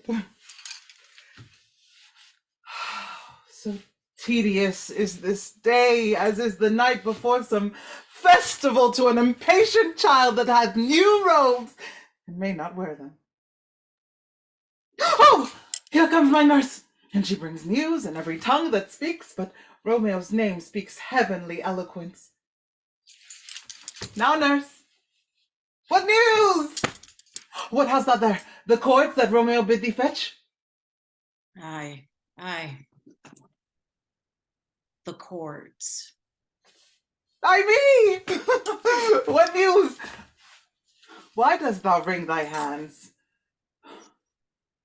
Oh, where a day. He's dead. He's dead. He's dead. We are undone, lady. We are undone. Alack, the day he's gone. He's killed. And he's dead. Can heaven be so envious? Romeo can, though heaven cannot. Oh, Romeo. Romeo. Whoever would have thought it? Romeo! What devil art thou that dost torment me thus? This torture should be roared in dismal hell! Hath Romeo slain himself? Say thou but I and that bare vowel, I shall poison more than do the death-darting eye of cockatrice. I am not I, if there be such an eye, or those eyes shut that makes the answer I, if he be slain. Say I, or if not, no. Brief sounds determine my weal or woe.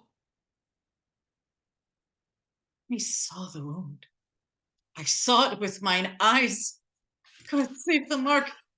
Here, on his manly breast, a piteous course, a bloody piteous course. Pale as ashes, all bedaubed in blood, all in gore blood. I swooned at the sight.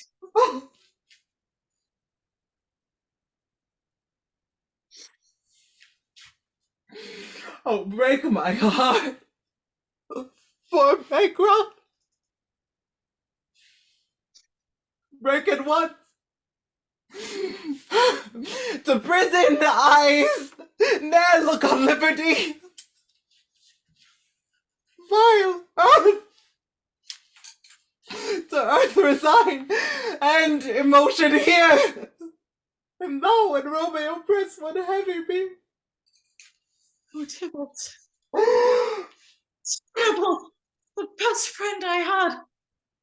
Oh, courteous Tybalt, honest gentleman, that ever I should live to see thee dead.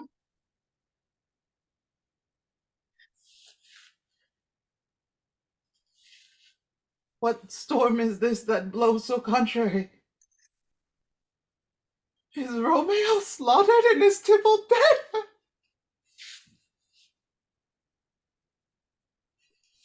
My dearest cousin and my dear lord! Dreadful trumpet, sound the general doom, for who is living if those two are gone? Tybalt is gone, and Romeo is banished. Romeo that killed him, he is banished. Oh God! It did. Did Romeo's hand shed Tybalt's blood? It did. It did. Alas, the day it did. O serpent heart, hid with the flowering face, did ever dragon keep so fair a cane? Beautiful tyrant, fiend angelical, dove-feathered raven, wolfish ravening lamb, despise its substance of divinest show, just opposite to what thou justly seemest. A damned saint and honorable villain. O nature! What hadst thou to do in hell when thou didst devour the spirit of a fiend in mortal paradise of such sweet flesh? Was ever book containing such vile matter so fairly bound? Oh, that deceit should dwell in such a gorgeous palace. There is no trust. There is no faith, no honesty in men. All perjured, all forsworn, all not, all dissemblers. Where's my man? Give me some aquavitae. These griefs, these woes, these sorrows make me old. Shame, come to Romeo.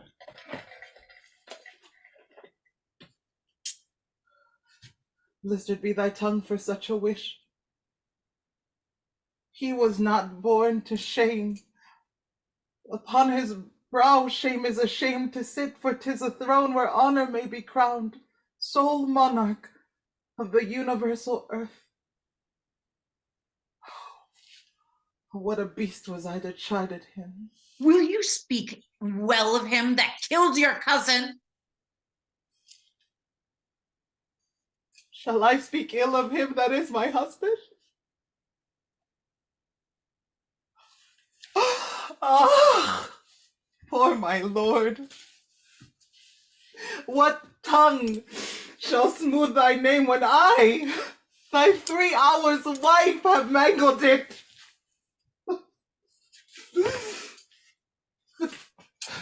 But wherefore, villain, didst thou kill my cousin? That villain cousin would have killed my husband. Back, foolish tears. Back to your native spring. Your tributary drops belong to woe, which you mistaking offer up to joy. My husband lives. That Tybalt would have slain. And Tybalt's dead that would have slain my husband. All this is comfort. Wherefore weep I then? Some word there was, worser than Tybalt's death, that murdered me. I would forget it fain, but oh, it presses to my memory like damned guilty deeds to sinners' minds. Tybalt is dead and Romeo banished. That banished, that one word, banished, hath slain 10,000 Tybalts. Tybalt's death was woe enough if it had ended there, or if sour woe delights in fellowship, and needly will be ranked with other griefs, why, followed not when she said Tybalt's dead. Thy father, or thy mother, nay, or both, which modern lamentation might have moved. With a rearward following Tybalt's death, Romeo is banished to speak. That word is father, mother, Tybalt, Romeo, Juliet, all slain, all dead. Romeo is banished. There is no end, no limit, measure bound in that word's death. No words can that woe sound. Where is my father and my mother nursed? Weeping and wailing over Tybalt's corse. Will you go to them? I will bring you thither. Wash they his wounds with tears? Mine shall be spent when theirs are dry for Romeo's banishment.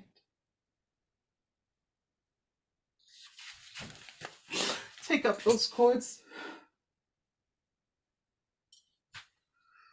Poor ropes. You are beguiled, both you and I, for Romeo is exiled. He made you for a highway to my bed, but I, a maid, thy maiden widowed. Come, cords, come, nurse. I'll do my wedding bed. And death, not Romeo, take my maidenhead. My dear Gelber, I'll find Romeo to comfort you.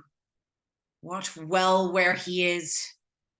Hark you, your Romeo will be here at night. I'll hear him. He is hid at Laurence cell. I'll find him. Give this ring to my true knight, and bid him come to take his last farewell.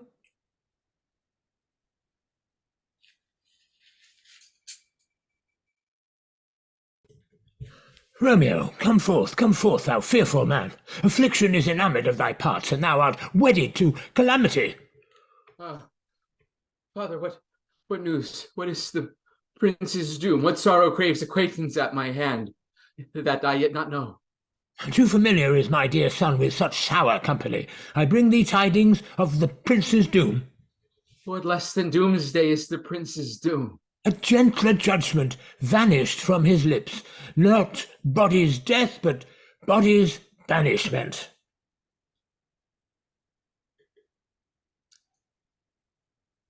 Ah,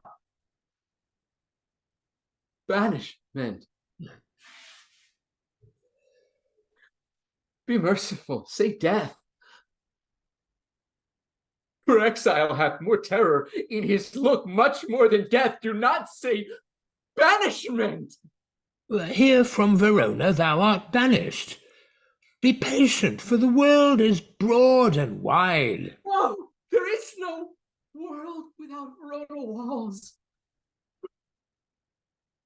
Purgatory, torture, hell itself, hence banished is banished from the world. The world's exile is death, and banished is death, mistermed, calling death banished. Thou cutt'st off my head with a golden axe, and smilest upon the stroke that murders me. Oh, deadly sin, oh, rude unthankfulness! Thy fault our law calls death, but the kind prince, taking thy part, hath rushed aside the law, and turned that black word death to banishment. This is dear mercy, and thou seest it not. 'Tis torture and not mercy. Heaven is here, where Juliet lives, and every cat and dog and little mouse, every unworthy thing live here in heaven, and may look on her, but Romeo may not. More validity, more honorable state, more courtship lives in carrion flies than Romeo into my scenes on the white wonder of dear Juliet's hand, and steal immortal blessing from her lips, who even in pure and vestal modesty still blush, as thinking on still own kisses sin. But Romeo may not. He is banished.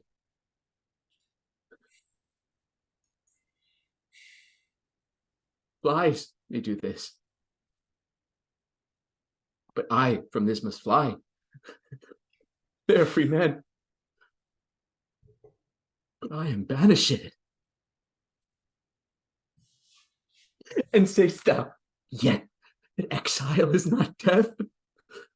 Hadst thou no poison mixed, no sharp ground knife, no sudden mean of death, though ne'er so mean, but banished to kill me?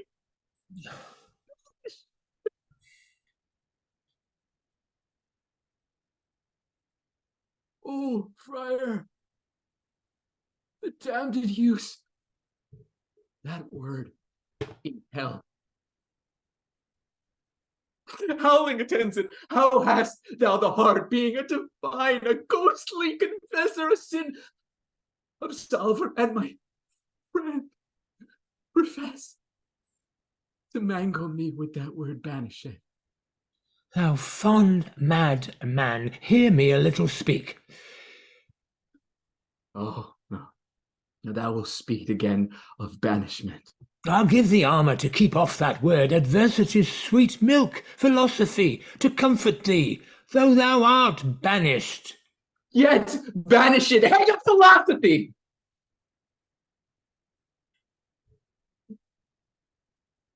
Unless philosophy can make a Juliet. Displant a town, reverse a prince's doom, it helps not, it prevails not. Talk, Oh, no. then I see a madman have no ears. How should they when wise men have no eyes? Let me dispute with thee of thy estate. Thou canst not speak of that thou dost not feel. Wert thou as young as I, Juliet thy love, an hour but married, Tybalt murdered, doting like me, and like me banishing. Then mightst thou speak, and mightst thou tear thy hair and fall upon the ground as I do now, taking the measure of it unmade grave. Oh, arise, one knocks. Good Romeo, hide thyself. Oh, not I, unless the breath of heart-sick groans mist-like enfold me from the search of eyes. Hark, how they knock. Who's there? Romeo, arise, thou wilt be taken. Stay a while. Stand up. Run to my study. By and by, God's will, what simpleness is this? I come. Who knocks so hard? Whence come you? What's your will? Let me come in, and you shall know my errand. I come from Lady Juliet. Oh, welcome then. Oh, Holy Friar. Oh, tell me, Holy Friar, where's my lady's lord? Where's Romeo? There on the ground, with his own tears made drunk. Oh, he is even in my mistress's case, just in her case. Oh, woeful sympathy, piteous predicament. Even so lies she, blubbering and weeping and weeping and blubbering. Stand up, stand up, stand and you be a man. For Juliet's sake, for her sake, stand and rise. Why should you fall into so deep an oh? Nurse. Ah, sir, that's the end of all. Speakst thou of Juliet? How is it with her? Doth she not think me an old murderer, now that I have stained the childhood of our joy with blood removed from little but her own? Where is she, and how doth she, and what says my concealed lady to our cancelled love? She says nothing, sir, but weeps and weeps, and now falls on her bed, and then starts up, and Tybalt calls, and then on Romeo cries, and then falls down again.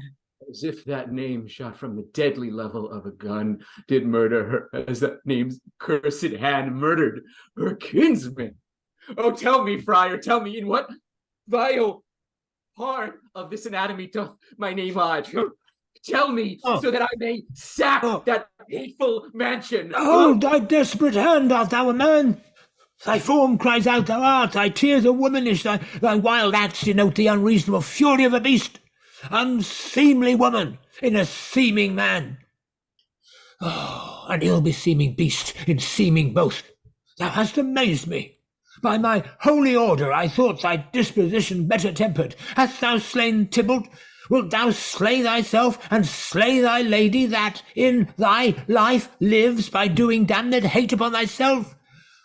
Why railest thou on thy birth, the heaven and earth, since birth and heaven and earth, all three do meet in thee at once, which thou at once wouldst lose?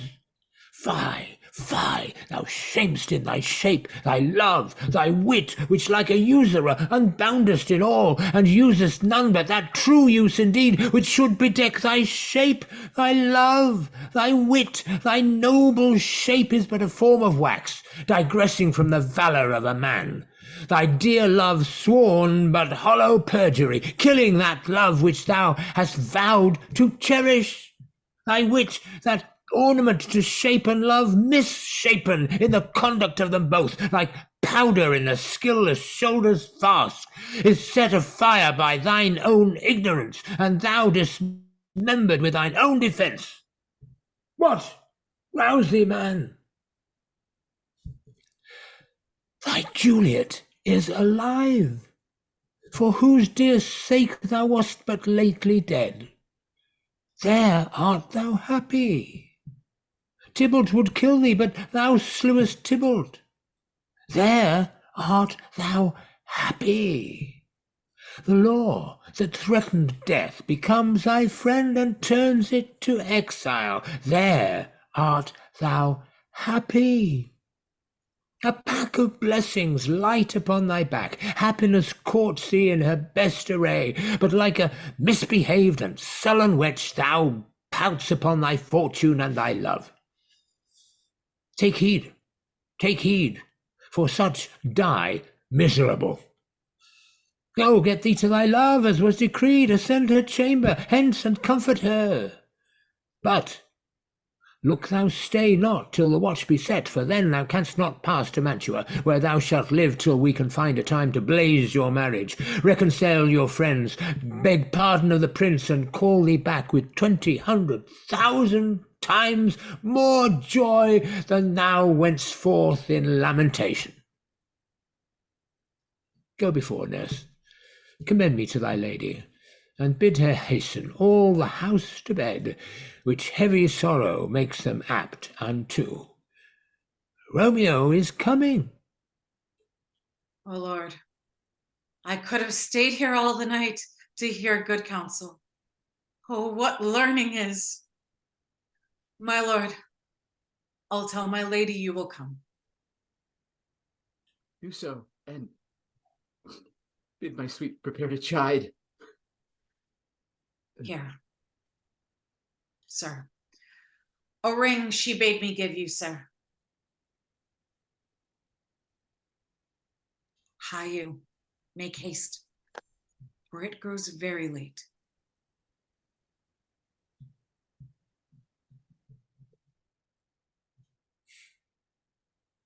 How well my comfort is revived by this.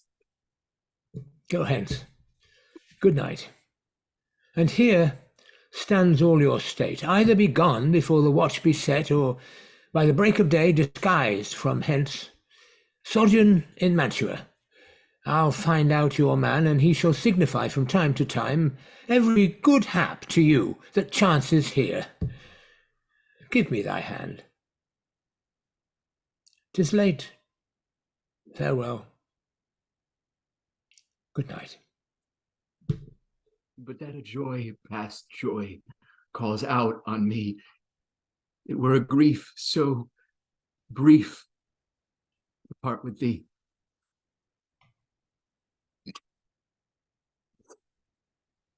Farewell.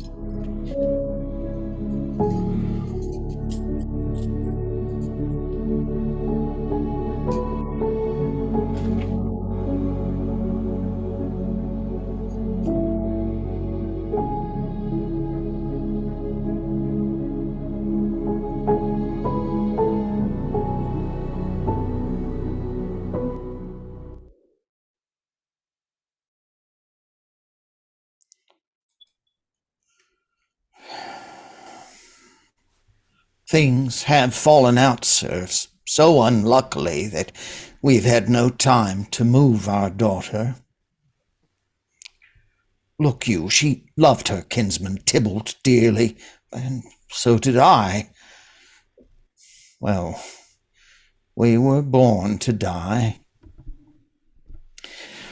'Tis very late. She'll not come down tonight, I promise you. But for your company, I would have been abed an hour ago. These times of woe afford no times to woo. Madam, good night. Commend me to your daughter. I will, and know her mind early tomorrow. Tonight she's mute up to her heaviness. Sir Paris, I will make a desperate tender of my child's love. I think she will be ruled in all respects by me.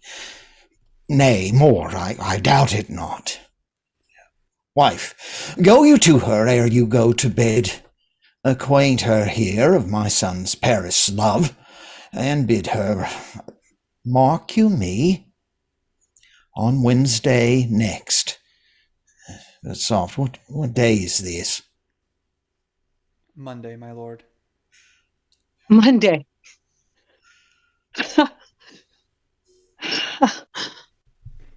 Well, Wednesday is too soon. Or Thursday let it be. Thursday, tell her. She shall be married to this noble earl. Will you be ready? Do you like this haste? We'll keep no great ado, a friend or two. For hark you, Tybalt being slain so late, it may be thought we held him carelessly, being our kinsman, if we revel much. Therefore we'll have some 6 friends, and there an end. But what say you to Thursday?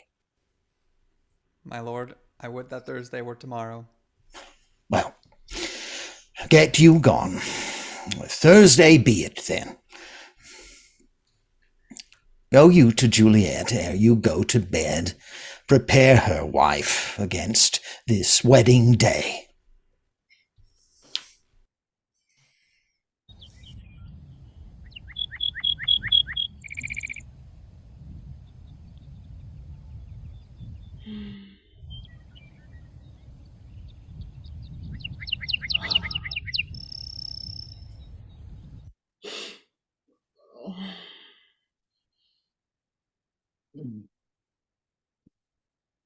Wilt thou be gone? It is not yet near day. It was the nightingale, not the light that pierced the fearful hull of thine ear. Nightly she sings on yon pomegranate tree. Leave me, love. It was the nightingale. Oh, it was the lark, the herald of the morn, no nightingale. Look, love, what envious streaks do lace the severing clouds in yonder east. Night's candles are burnt out, and jocund day stands tiptoe on the misty mountain tops. I must be gone and live, or stay and die. Yon light is not daylight. I know it. It is the meteor that the sun exhaled to be to thee this night a torchbearer, and light thee on thy way to Mantua. Therefore stay yet. Thou needst not to be gone. No, let me be ta'en. Let me be put to death. I am content, so thou wilt have it so.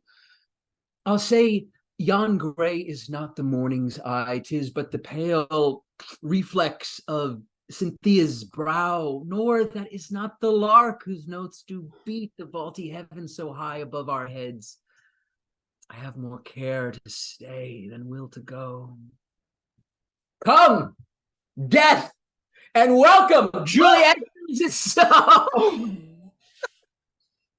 How is my soul? Let's talk. It is not day. It is. Hie hence, be gone away. It is the lark that sings so out of tune, straining harsh discords and unpleasing sharps. Some say the lark makes sweet division. This doth not so, for she divideth us. Some say the lark and lo the toad changed eyes. Oh, now I would they had changed voices too, since arm from arm that voice doth us affray. Hunting thee hence with hunts up to the day. Now be gone! More light and light it grows. Oh, more light and light, more dark and dark our woes. Madam! Nurse? Your mother is coming to your chamber. The day is broke. Be wary, look about. Then, window, let day in, and let life out. Farewell. Farewell. One kiss. Now descend.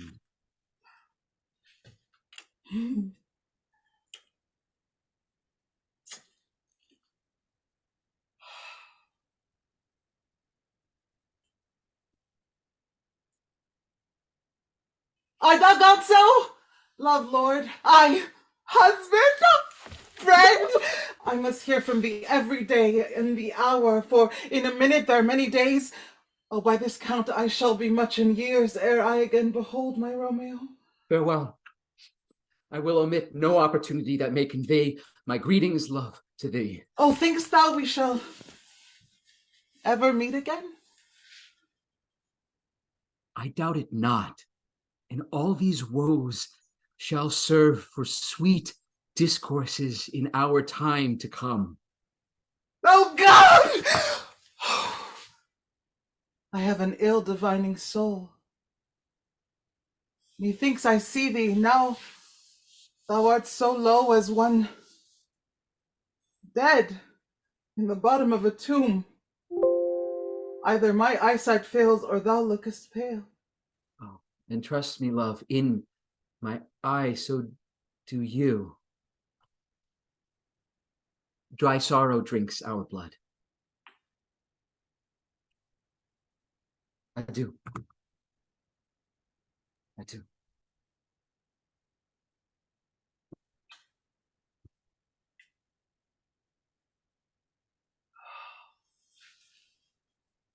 Oh, fortune, fortune. All men call thee fickle. If thou art fickle, what dost thou with him that is renowned for faith? Be fickle, fortune, for then I hope thou wilt not keep him long, but send him back.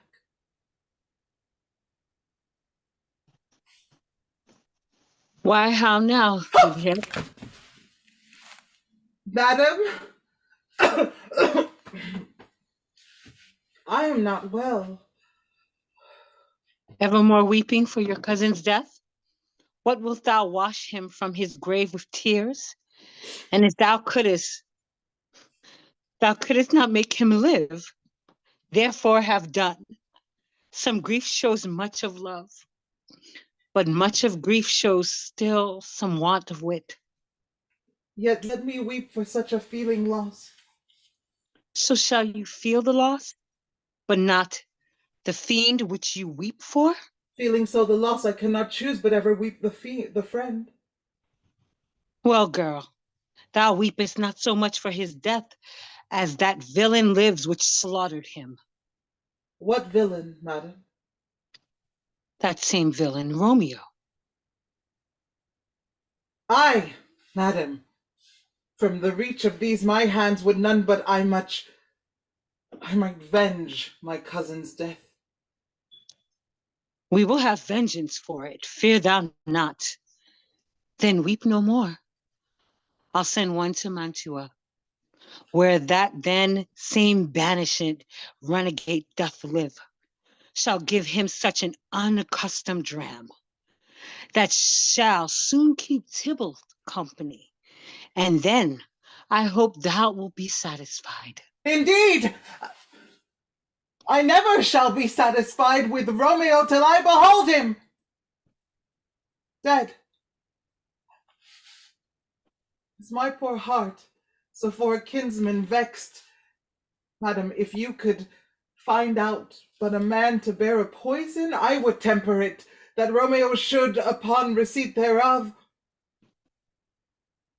soon sleep in quiet. Oh, how my heart abhors to hear him named, and cannot come to him to wreak the love I bore my cousin upon his body that hath slaughtered him. Found thou the means, and I'll find such a man. But now I'll tell thee joyful tidings, girl. And joy comes well in such a needy time. What are they, beseech your ladyship? Well, thou hast a careful father, child. One who, to put thee through thy heaviness, have sorted out a sudden day of joy, that thou expect not, nor I looked not for. Madam, in happy time. What day is that? Marry, my child, early next Thursday morn, the gallant, young, and noble gentleman, the County Paris, at St. Peter's Church, shall happily make thee a joyful bride. Now, by St. Peter's Church, and Peter too, he shall not make me there a joyful bride. I wonder at this haste that I must wed ere he that should be husband comes to woo. I pray you, tell my lord and father, madam, I will not marry yet. And when I do, I swear it shall be Romeo, whom you know I hate, rather than Paris. These are news indeed. Here comes your father. Tell him so yourself, and see how he will take it at your hands. When the sun sets, the earth doth drizzle dew. Before the sunset of my brother's son, it rains downright. How now? A conduit, girl? What? Still in tears? How now, wife? Have you delivered to her our decree? Aye, sir, but she will have none. She gives you her thanks. I would the fool were married to her grave. Soft. Take me with you. Take me with you, wife. How? Will she none? Doth she not give us thanks? Is she not proud? Does she not count her blessed, unworthy as she is, that we have wrought so worthy a gentleman to be her bridegroom? Not proud you have, but thankful that you have. Proud can I never be of what I hate, but thankful even for hate that is meant love. How? Chopped logic? What is this? Proud, and I thank you, and I thank you not, and yet not proud? Mistress minion, you, thank me no thankings, nor proud me no prouds, but fettle your fine joints against Thursday next, to go with Paris to St. Peter's Church, or I'll drag thee on a hurdle thither. Out, you green sickness carrion! Out, you baggage! You tallow face! Fie, what, are you mad? Good father, I beseech you on my knees, hear me with patience, but to speak a word. Hang thee, young baggage, disobedient wretch! I tell thee what, get thee to the church a Thursday, or never after look me in the face. Speak not, reply not, do not answer me. My fingers itch. Wife, we scarce thought us blessed that God had lent us but this only child. But now I see this one is one too much, and that we have a curse in having her. Out on her, Hilding! God in heaven bless her! You are to blame, my lord, to rate her so. Hold your tongue. I speak no treason. Peace, you mumbling fool! Utter your gravity o'er some gossip bowl, for here we need it not. You are too hot. God's bread, it makes me mad. Day, night, hour, tide, time, work, play, alone, in company, still my care hath been to have her matched. And having now provided a gentleman of noble parentage, of fair domains, youthful and nobly lined, stuffed, as they say, with honorable parts, proportioned as one thought would wish a man, and then to have a wretched, puling fool, a whining mammet, in her fortune's tender, to answer, I'll not wed, I cannot love, I am too young, I pray you pardon me.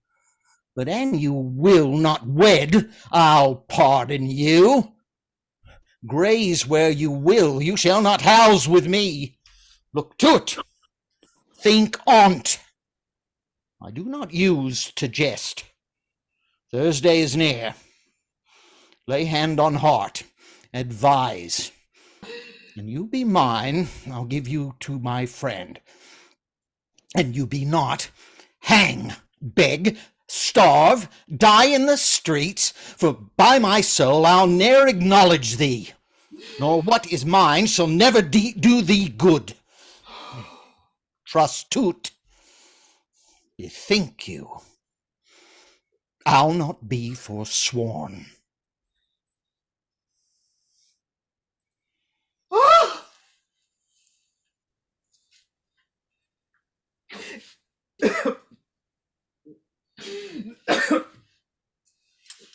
Is there no pity sitting in the clouds that sees into the bottom of my grief? Oh, sweet, my mother, cast me not away. Delay this marriage for a month, a week! Or if you do not, make the bridal bed in that dim monument where Tybalt lies. Talk not to me, for I'll not speak a word. Do as thou wilt, for I have done with thee.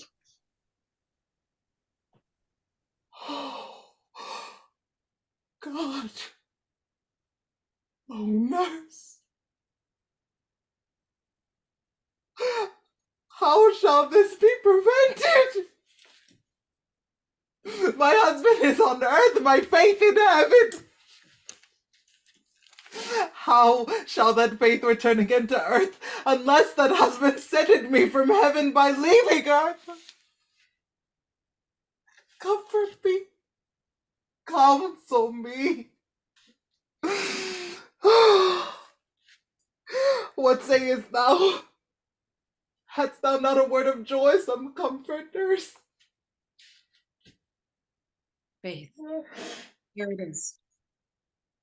Romeo is banished, and all the world to nothing, that he dares ne'er come back to challenge you.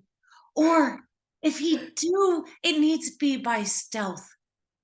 Then, since the case so stands as it doth, I think it best you married with the county. Oh, he's a lovely gentleman. Romeo's a dishclout to him, an eagle, madam.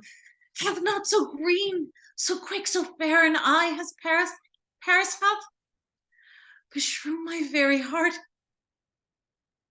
I think you are happy in this second match.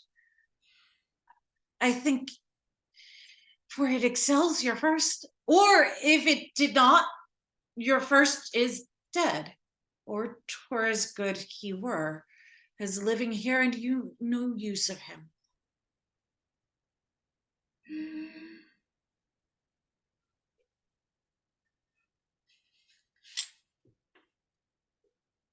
Speakest thou from thy heart?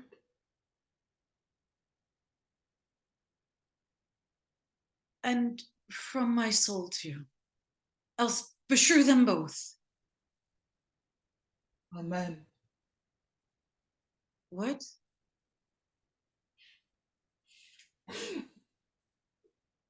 Well,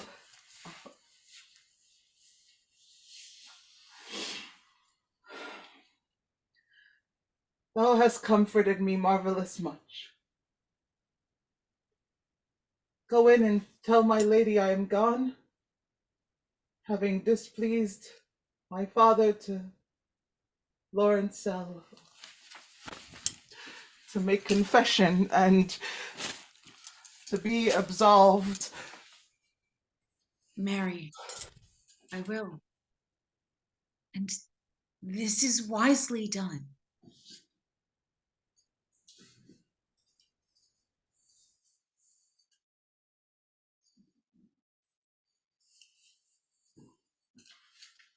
Ancient damnation! Most wicked fiend! Is it more sin to wish me thus forsworn, or to dispraise my lord with that same tongue which she hath praised him with above compare so many thousand times? Go, counselor! Thou and my bosom henceforth shall be twain. I'll to the friar to know his remedy, if all else fail.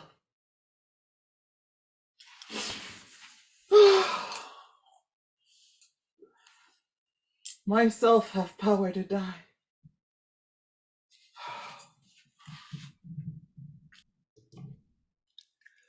On Thursday, sir. The time is very short. My father Capulet will have it so, and I am nothing slow to slack his haste. You say you do not know the lady's mind. Uneven is the course. I like it not. Immoderately she weeps for Tybalt's death, and therefore have I little talk of love. For Venus smiles not in a house of tears. Now, sir, her father counts it dangerous that she do give her sorrow so much sway, and in his wisdom hastes our marriage, to stop the inundation of her tears, which, too much minded by herself alone, may be put from her by society. Now, do you know the reason of this haste? Look, sir, here comes the lady toward my cell. Happily met, my lady and my wife. That may be, sir, when I may be a wife. That must be, love, on Thursday next. What must be shall be. That's a certain text. Come you to make confession to this father? To answer that, I should confess to you. Do not deny him that you love me. I will confess to you that I love him. So will you, I am sure, that you love me. If I do so, it will be of more price being spoke behind your back than to your face. Poor soul, thy face is much abused with tears. The tears have got small victory by that, for it was bad enough before their spite. Thou wrongst it more than tears with that report. That is no slander, sir, which is a truth. And what I spake it to my face. Thy face is mine, and thou hast slandered it. It may be so, for it is not mine own. Are you at leisure, Holy Father, now, or shall I come to you at evening mass? Oh, my leisure serves me, pensive daughter. Now, my lord, we must entreat the time alone. God shield I should disturb devotion. Juliet, on Thursday early will I rouse you. Till then, adieu, and keep this holy kiss. Oh, shut the door, and when thou hast done so, come, weep with me, past hope, past care, past help. Oh, Juliet, I already know thy grief. It strains me past the compass of my wits. I hear thou must, and nothing may prorogue it, on Thursday next be married to this county. Tell me not, Friar, that thou hearest of this, unless thou tell me how I may prevent it. If in thy wisdom thou canst give no help, do thou but call my resolution wise, and with this knife I will help it presently. God joined my heart and Romeo's, thou our hands, and ere this hand by thee to Romeo sealed shall be the label to another deed, or my true heart with treacherous revolt turn to another. This shall be them both. Therefore, out of thy long experience time, give me some present counsel, or behold, twixt my extremes and me this bloody knife shall play the umpire, arbitrating that which the commission of thy years and art could to no issue of true honor bring. Be not so long to speak! I long to die if what thou speakest speak not of remedy. Hold, daughter. I do spy a kind of hope, which craves as desperate an execution as that is desperate which we would prevent. If, rather than to marry Count of Paris, thou hast the strength of will to slay thyself, then is it likely thou wilt undertake a thing like death to chide away the shame that copest with death himself to scape from it. If thou darest, I'll give thee remedy. Oh, bid me leap rather than marry Paris from off the battlements of any tower, or walk in thievish ways, or bid me lurk where serpents are. Chain me with roaring bears, or hide me nightly in a charnel house, or covered quite with dead man's rattling bones, with reeky shanks and yellow chapless skulls. Or bid me go into a new-made grave, and hide me with a dead man in his shroud. Things that to hear them told have made me tremble. And I will do it without fear or doubt, to live an unstayed wife to my sweet love. Hold then. Go home. Be merry. Give consent to marry Paris. Oh! Wednesday is tomorrow. Tomorrow night look that thou lie alone. Let not the nurse lie with thee in thy chamber. Take thou this phial, being then in bed, and this distilling liquor drink thou off, when presently through all thy veins shall run a cold and drowsy humour, for no pulse shall keep his native progress but surcease. No warmth, no breath shall testify thou livest. The roses in thy lips and cheeks shall fade to paly ashes. In thy eyes windows fall like death when he shuts up the day of life. Each part, deprived of supple government, shall stiff and stark and cold appear like death, and in this borrowed likeness of shrunk death thou shalt continue 42 hours, and then awake as from a pleasant sleep. Now, when the bridegroom in the morning comes to rouse thee from thy bed, there art thou dead. Then, as a manner of our country is, in thy best robes uncovered on the bier, thou shalt be borne to that same ancient vault where all the kindred of the Capulets lie. In the meantime, against thou shalt awake, shall Romeo by my letters know our drift, and hither shall he come, and he and I will watch thy waking, and that very night shall Romeo bear thee hence to Mantua. And this shall free thee from his present shame, if no inconstant toy or womanish fear abate thy valour in the acting it.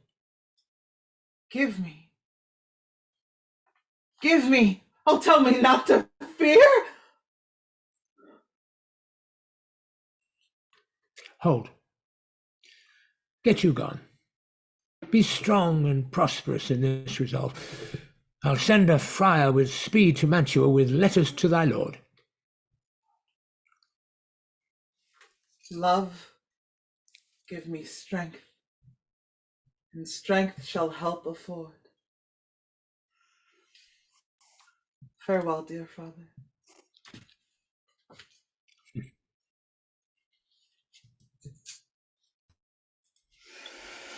So many guests invite as here are writ.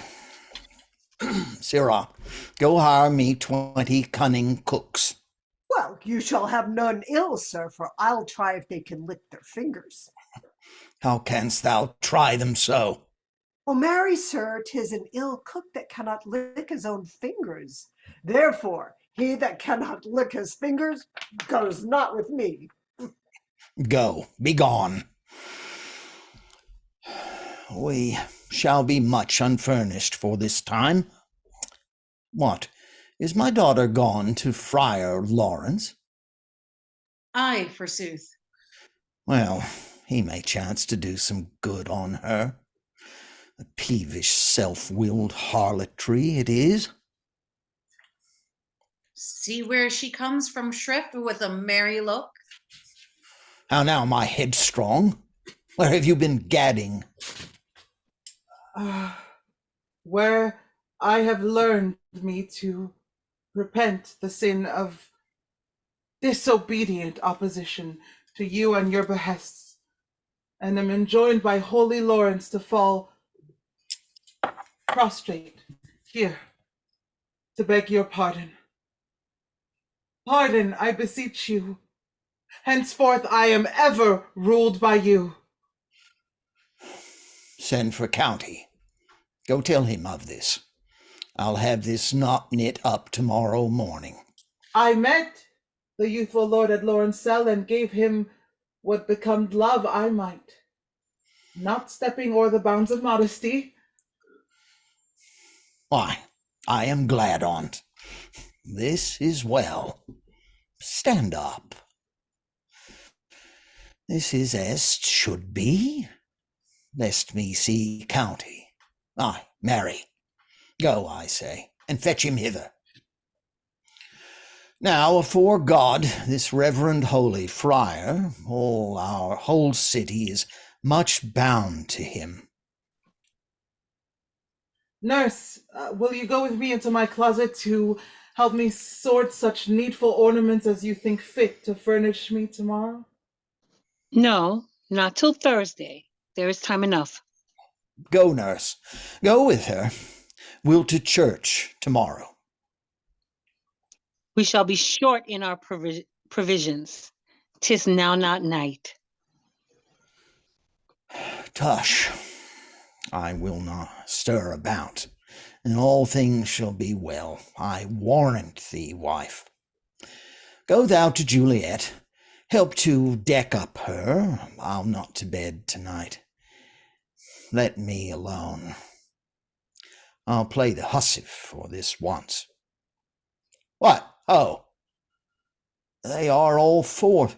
Well, I will walk myself to County Paris to prepare up him against tomorrow. My heart is wondrous light since this same wayward girl is so reclaimed.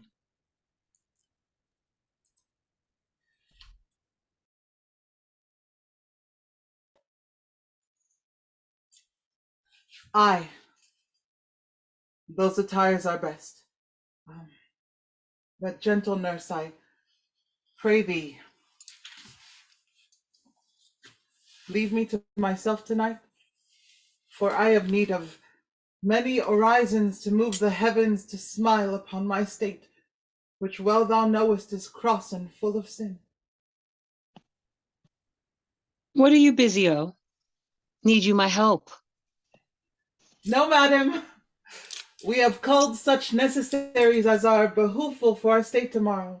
So please you, let me now be left alone. And let the nurse this night sit up with you, for I am sure you have your hands full all in this so sudden business. Good night. Get thee to bed and rest, for thou hast need.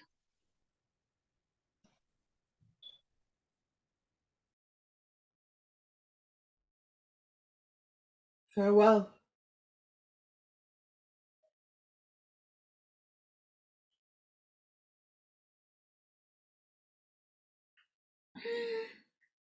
God knows when we shall meet again.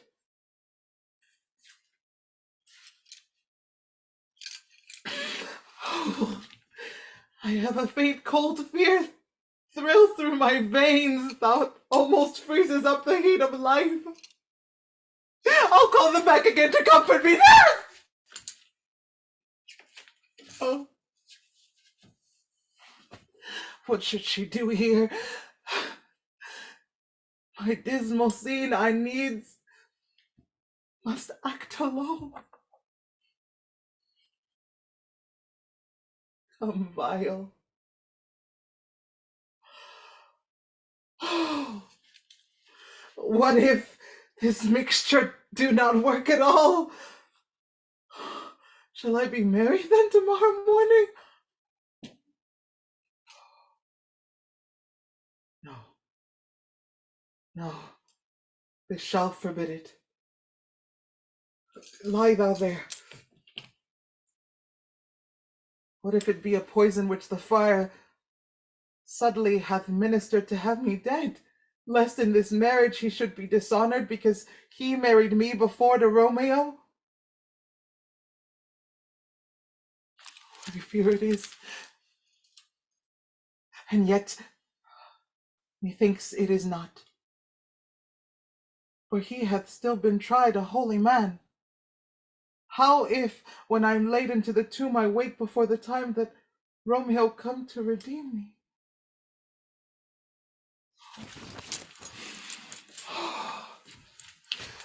There is a fearful point. Shall I not then be stifled in the vault, to whose foul mouth no healthsome air breathes in, and then there lie and die strangled ere my Romeo comes? Or, if I live, is it not very like the horrible conceit of death and night together with the terror of the place? As in a vault, an ancient receptacle where for this many hundred years the bones of all my buried ancestors are packed. Where bloody Tybalt, yet but green in this earth, lies festering in his shroud, where, as they say, at some hours in the night spirits resort. Alack, alack! Oh, it is not like that I so early waking, what with loathsome smells and shrieks like mandrakes torn out of the earth, that living mortals hearing them run mad.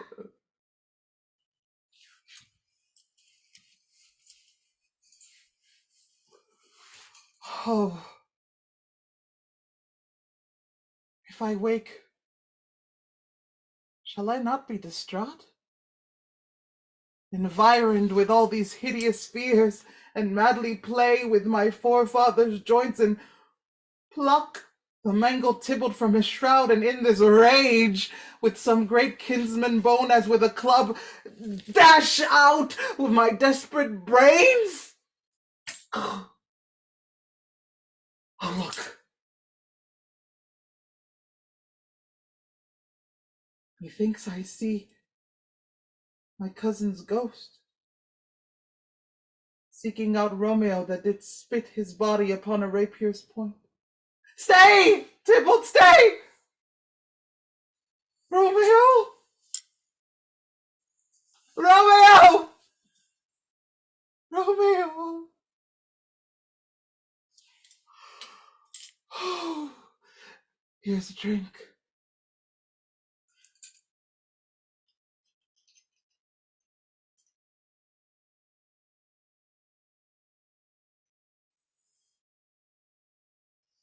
I drink to thee.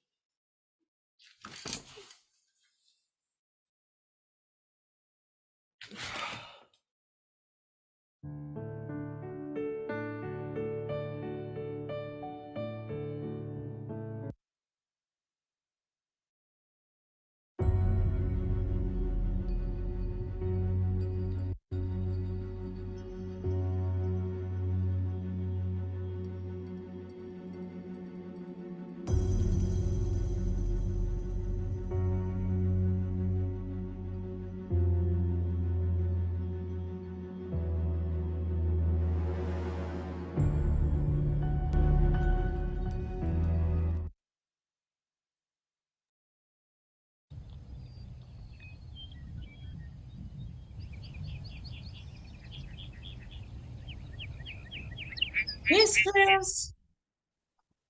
What, mistress? Oh, Juliet! Fast I warned her. Why, my lamb, why, lady, fie, slugabud. Why, love, I say, madam, sweetheart, why, bride, not a word.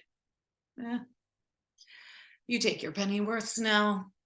Sleep for a week, for the next night I warrant the county Paris hath set up his rest, that you shall rest but little. Oh, God forgive me. Marry and amen. Oh. How sound asleep she is. I must needs wake her. Madam,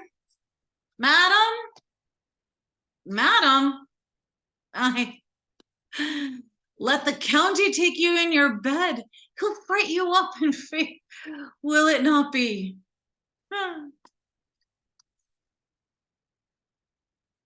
Wait, dressed and in your clothes and down again.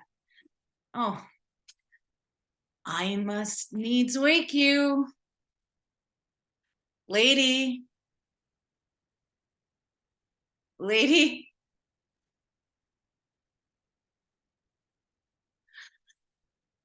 Lady.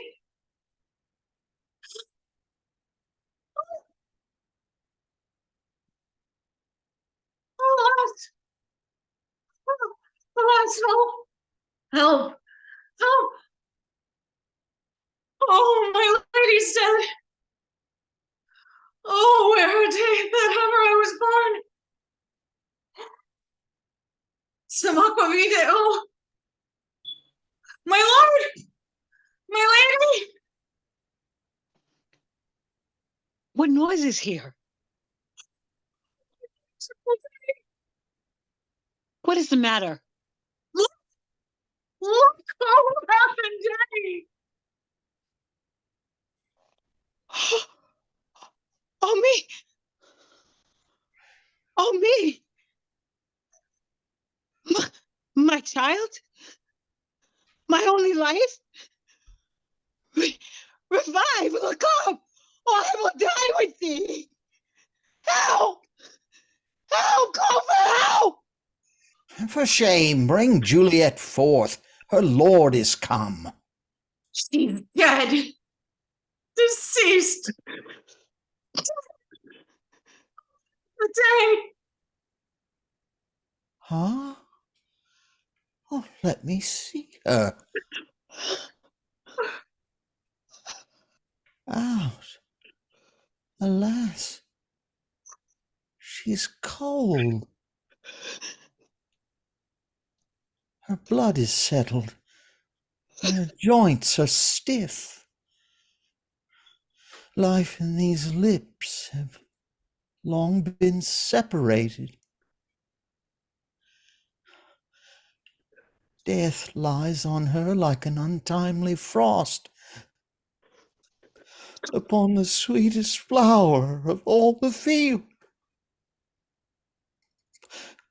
Death that had ta'en her hints to make me wail, ties up my tongue and will not let me speak. Come, is the bride ready to go to church? Ready to go, but never to return. O son, the night before thy wedding day hath death lain with thy wife. There she lies, flower as she was, deflowered by him. I thought long to see this morning's face, and shall they give me such a sight as this? The cursed, unhappy, wretched, hateful day. Most miserable hour that ever time saw. In lasting labor of his pilgrimage. But one, poor one poor and loving child. But one thing to rejoice and solace in, and cruel death have cast it from my sight. Beguiled, divorced, wronged, spited, slain. Despised, distressed, hated, martyred, killed. O uncomfortable time, why camest thou now to murder our solemnity? Alack, my child is dead, and with my child my joys are buried. Peace, ho, for shame. Confusion's cure lives not in these confusions. Heaven and yourself had part in this fair maid. Now, heaven hath all, and all the better is it for the maid. Your part in her you could not keep from death, but heaven keeps his part in eternal life. The most you sought was her promotion, and 'twas your heaven she should be advanced. And weep you now, seeing she is advanced above the clouds as high as heaven itself? Oh, in this love you love your child so ill that you run mad, seeing that she is well. She's not well married that lives married long, but she's best married that dies married young. Dry up your tears and stick your rosemary on this fair corse, and as the custom is, and in her best array, bear her to church.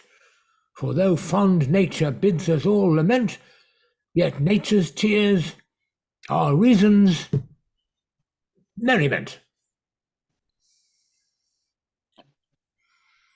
All things that we ordained festival turn from their office to black funeral. Our instruments to melancholy bells, our wedding cheer to a sad burial feast. Our solemn hymns to sullen dirges change.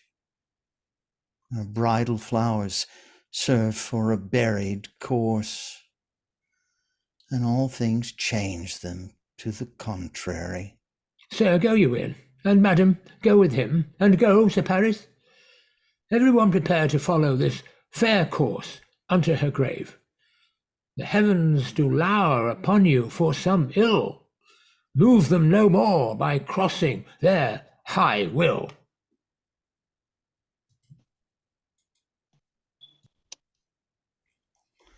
Faith, we may put up our pipes and be gone. Honest good fellows, well put up. For well you know, this is a pitiful case. Aye, by my troth, the case may be amended.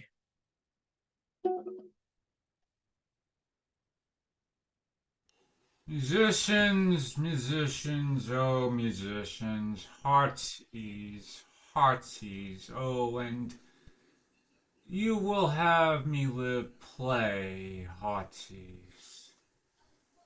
Why heart's ease?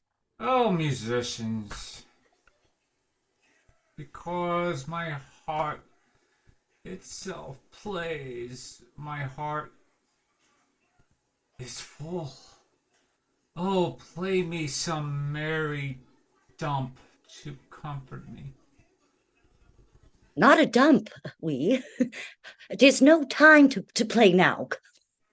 You will not, then? No. I will then give it.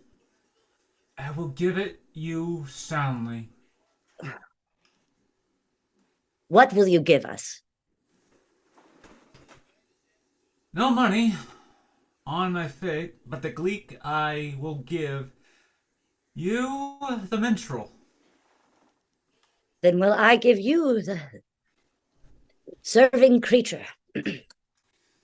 Then I will lay the shriving creature's dagger on your plate. I will carry no crookets. I'll read you, I'll follow you. Do you note me?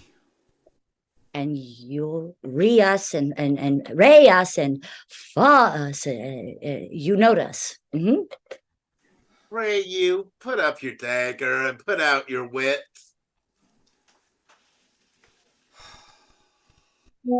Then, at you with my wit, I will drive beat with an iron wit and put up my iron dagger. Answer me like men.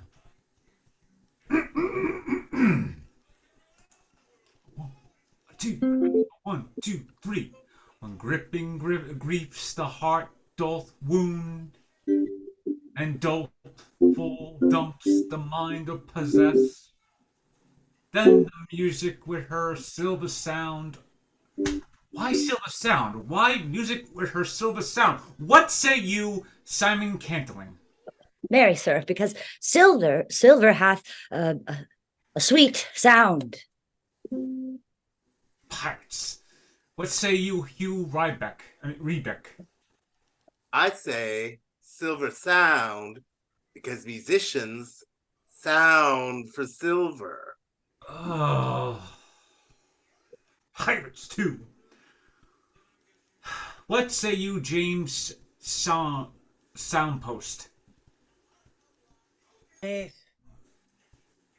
I know not what to say. Oh, I cry for you. Mercy. You are the singer. I will say for you, it is music with her silver sound. Because musicians have no gold for sounding. What a pestilent knave is the same. Hang him, Jack. Come, we'll in here. Tarry for the mourners and stay dinner.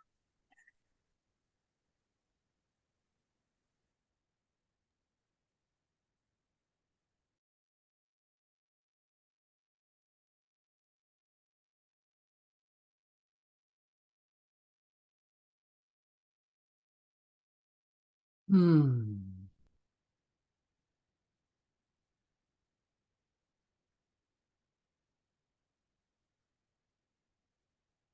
Hmm.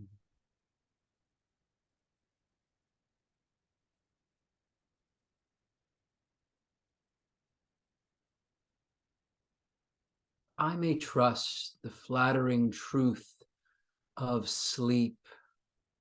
My dreams presage some joyful news at hand. My bosom's Lord sits lightly in his throne, and all this day an accustomed spirit lifts me above the ground with cheerful thoughts. But I dreamt my lady came and found me dead. Strange dream that gives a dead man leave to think and breathed such life with kisses in my lips that I revived and was an emperor. Ah, me. How sweet is love itself possessed when but love's shadows are so rich in joy.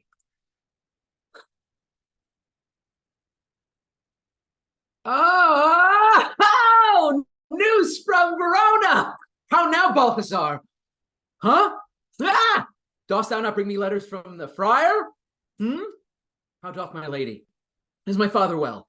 How fares my Juliet? That I ask again, for nothing can be ill if she is well.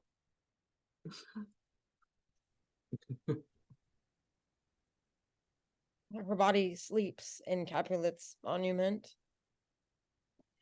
and her immortal part with angels lives. I saw her laid low in her kindred's vault, and presently took post to tell you.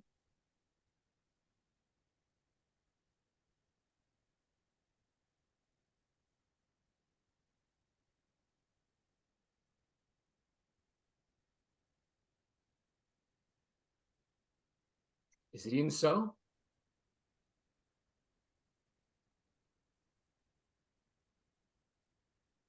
Then I defy you, stars.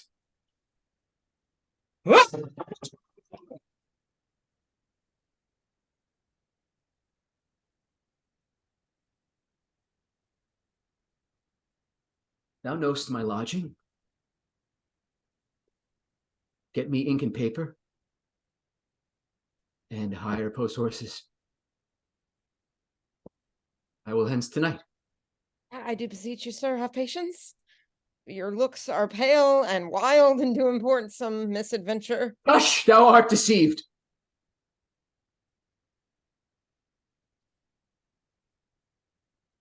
Leave me, and do the thing I bid thee do.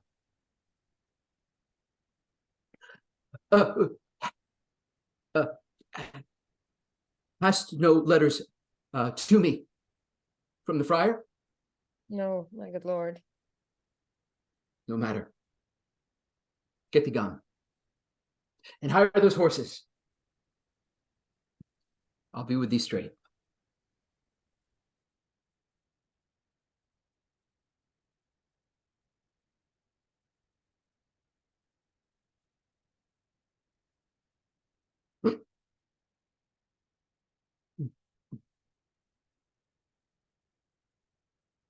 Well, Juliet, I will lie with thee tonight. Let's see for means.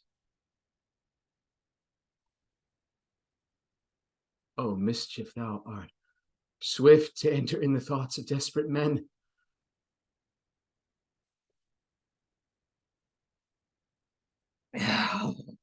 Oh, I do remember an apothecary. And hereabouts he dwells, which late I noted, in tattered weeds and overwhelming brows, culling of simples, meager were his looks. Sharp misery had worn him to the bones, and in his needy shop a tortoise hung, an alligator stuffed, and other skins of ill-shaped fishes. And about his shelves, a beggarly account of empty boxes, green earthen pots, bladders, and musty seeds, remnants of packed thread, and old cakes of roses were thinly scattered to make up a show.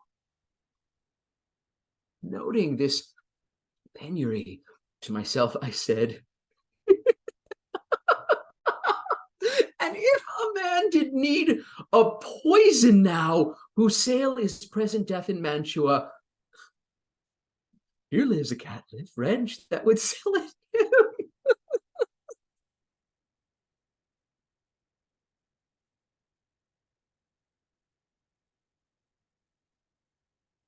Oh, this same thought did but forerun my need. And this same needy man must sell it me. As I remember,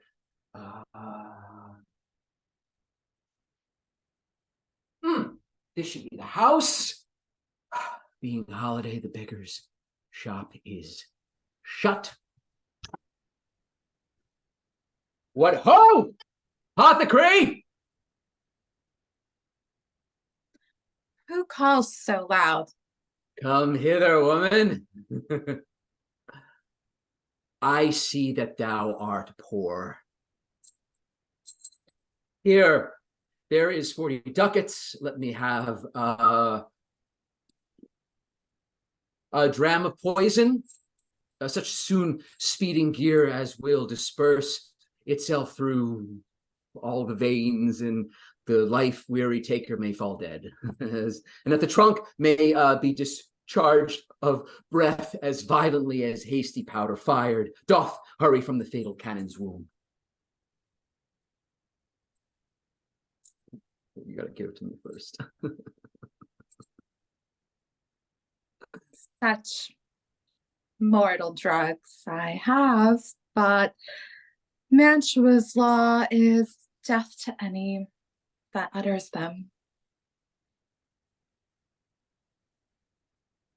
Art thou so bare and full of wretchedness and fears to die?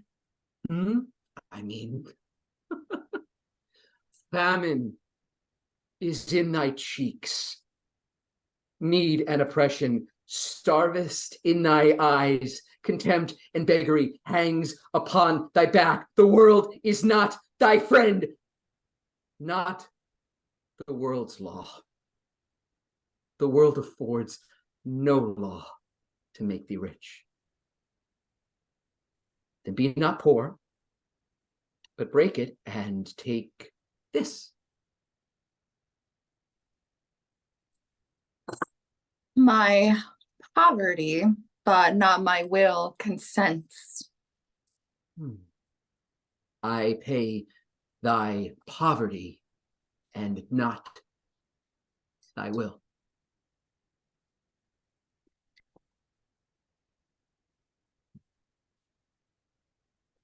Put this in any liquid thing you will, and drink it off, and if you had the strength of 20 men, it would dispatch you straight. There is thy gold. Worse poison to men's souls doing more murder in this loathsome world than these poor compounds that thou mayst not sell. I sell thee poison. Thou hast sold me none.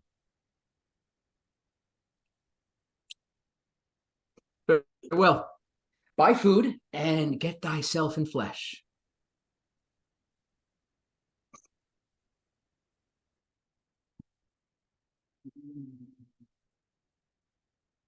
Come, cordial and not poison. Go with me to Juliet's grave, for there I must use thee.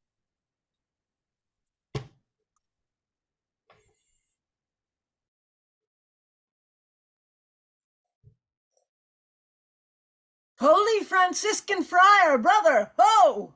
Oh, this should be the voice of Friar John. Welcome from Mantua. What says Romeo? Or if his mind be writ, give me his letter. Going to find a barefoot brother out, one of our order to associate me, here in this city visiting the sick, and finding him the searchers of the town, suspecting that we both were in a house where the infectious pestilence did reign, sealed up the doors and would not let us forth, so that my speed to Mantua there was stayed. Who bare my letter, then, to Romeo? I could not send it. Here it is again. Oh. Nor get a messenger to bring it thee, so fearful were they of infection. Unhappy fortune. By my brotherhood, that letter was not nice, but full of charge, of dear import, and the neglecting it may do much danger. Friar John, go hence, get me an iron crow, and bring it straight unto my cell. Brother, I'll go and bring it thee. Oh, now must I to the monument alone. With this 3 hours will fair Juliet wake. She will beshrew me much that Romeo hath had no notice of these accidents. But I will write again to Mantua, and keep her at my cell till Romeo come. Poor living corpse, closed in a dead man's tomb. Oh!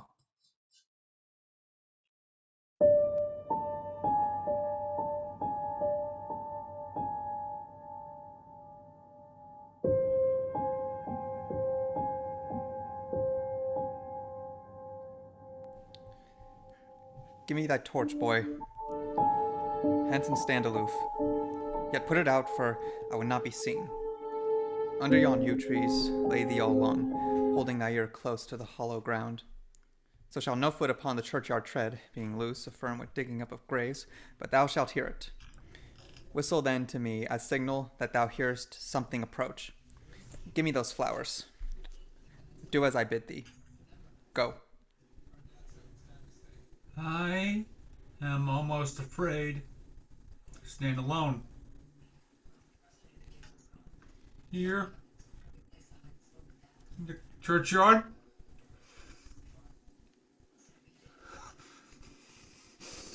Yet, it will adventure.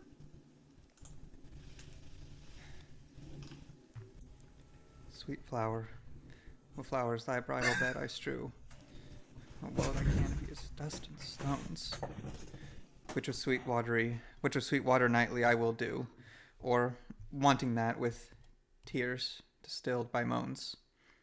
The obsequies that I for thee will keep nightly shall be to strew thy grave and weep. What ho! What man gives warning something doth approach? What cursed foot wanders this way tonight to cross my obsequies and true love's right? What, with a torch? Muffle me, night, a while.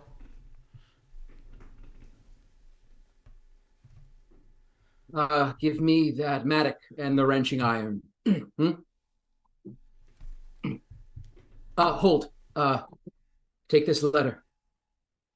Early in the morning, see thou deliver it to my lord and father.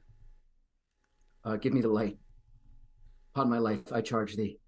Whate'er thou hearest or seest, stand all aloof, and do not interrupt me in my course.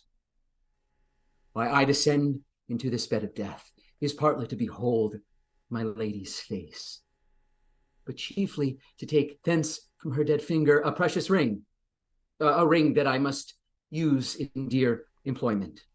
Therefore, hence, be gone.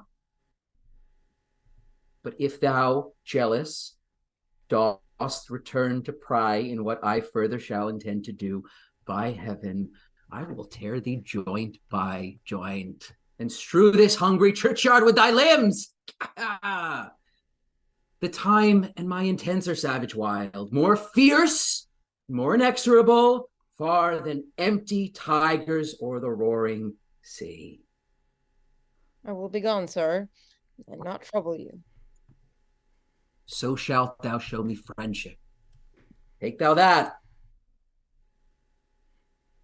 Live and be prosperous. And farewell, good fellow.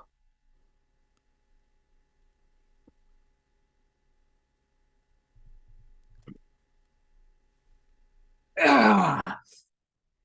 Ah! Oh.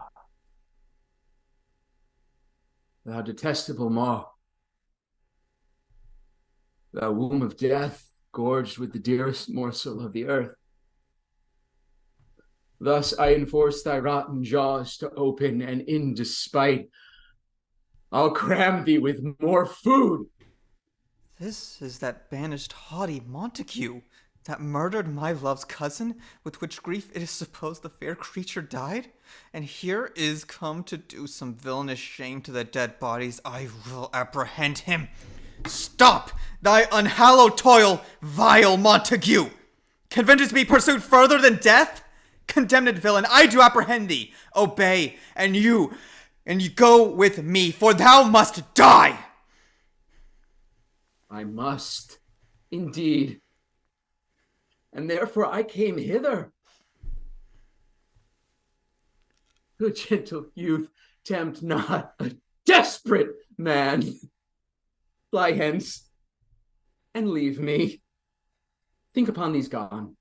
Let them affright thee. I beseech thee, youth, put not another sin upon my head by urging me to fury. Oh, be gone. By heaven, I love thee better than myself, for I come hither armed against myself. Stay not, be gone, live, and hereafter say a madman's mercy bade thee run away. I do defy thy commination, and apprehend thee for a felon here. Wilt thou provoke me? Then have at thee, boy.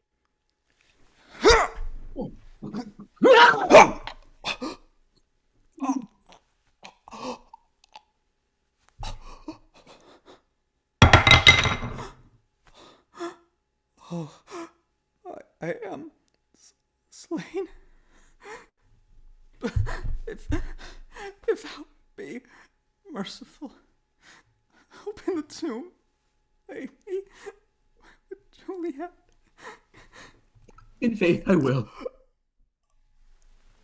Let me peruse this face. Mercutio's kinsman, noble county Paris. What said my man when my betossed soul did not attend him as we rode? I think he told me Paris should have married Juliet. Said he not so? Did I dream it? So? Or am I mad hearing him talk of Juliet? I think it was so. Oh, give me thy hand. One writ with me in sour misfortune's book, I'll bury thee in a triumphant grave.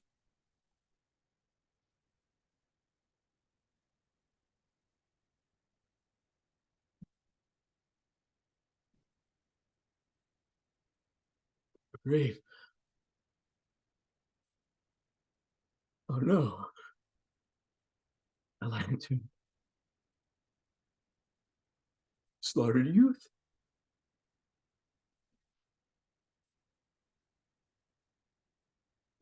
Here lies Juliet. Her beauty makes this vault of feasting, presence full of light. Oh. Death, lie thou there, by a dead man interned.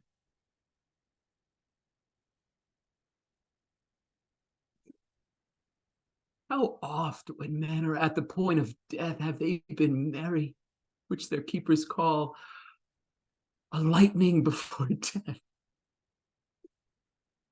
How may I call this a lightning? Oh, my love, my wife.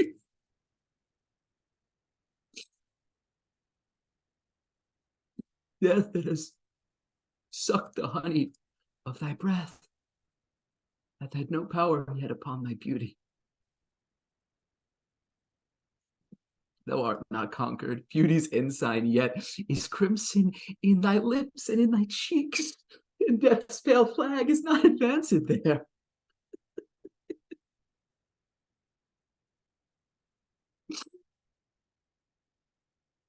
Oh, Tybalt, thou liest there in thy bloody sheet.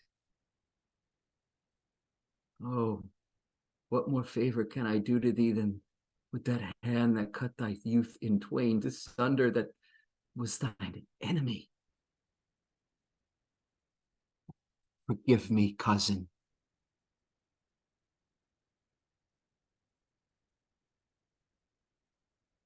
Ah, my Juliet.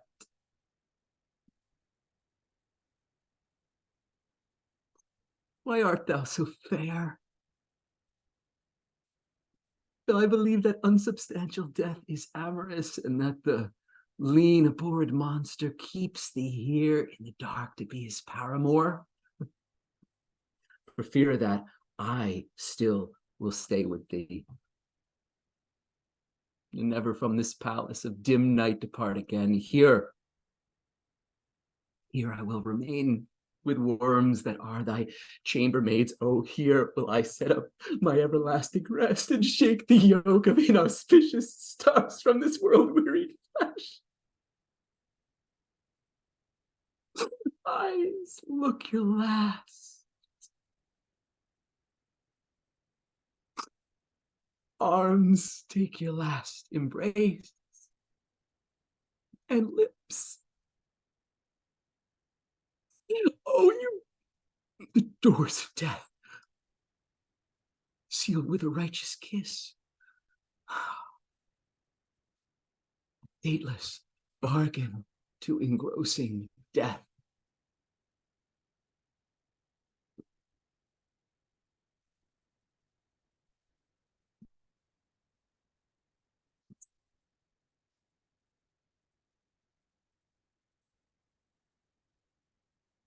Come, bitter conduct. Come, unsavory guide. Thou desperate pilot, it's now at once run on the dashing rocks, thy seasick weary bark.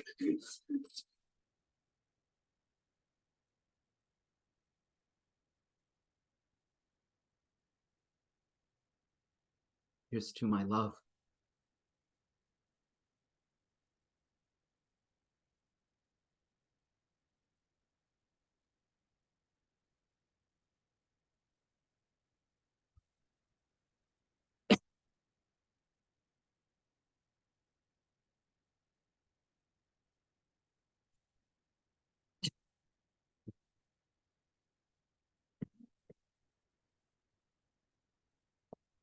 Oh,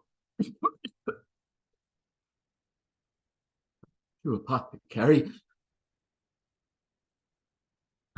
The drugs are quick. Us. With a kiss.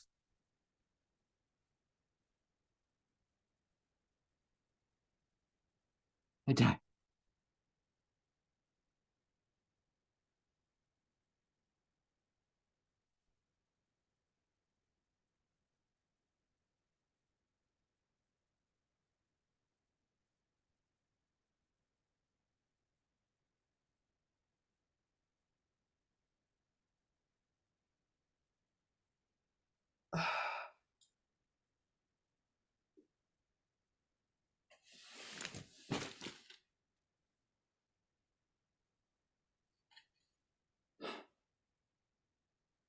It's here.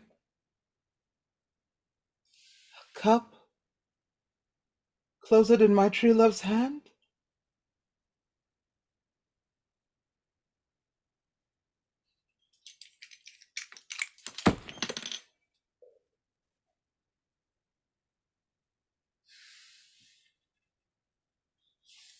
Poison, I see, hath been his timeless end.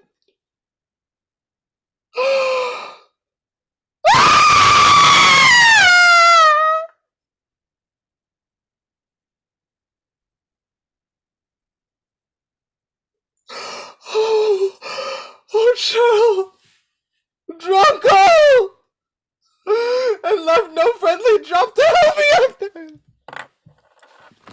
I will kiss thy lips. Haply some poison yet doth hang on them to make me die with the restored.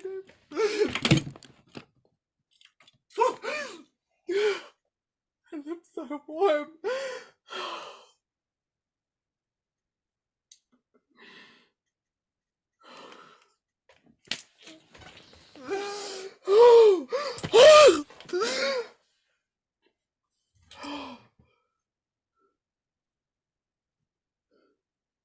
Then I'll be brief. Oh, happy dagger.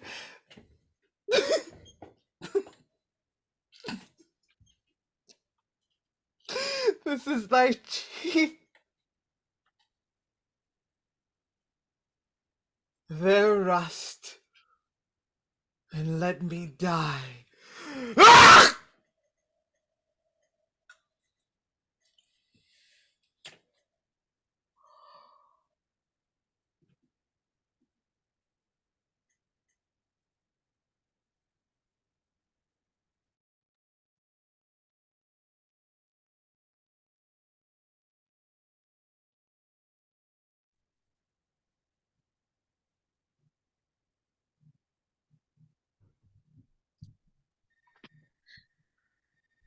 The ground is bloody. Search about the churchyard. Go, some of you, whoever you find, attach. Go, tell the prince, run to the Capulets, raise up the Montagues, some others search. We see the ground whereon those woes do lie, but the true ground of all those piteous woes we cannot without circumstance descry. Here's Romeo's man. We found him in the churchyard. Hold him in safety till the prince come hither. Here is the friar that trembles, sighs, and weeps. We took this matlock and this spade from him as he was coming from the churchyard's side. A great suspicion. Stay the friar too.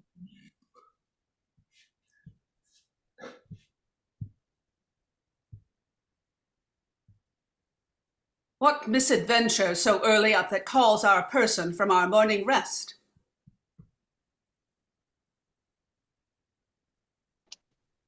What should it be that is so shrieked broad?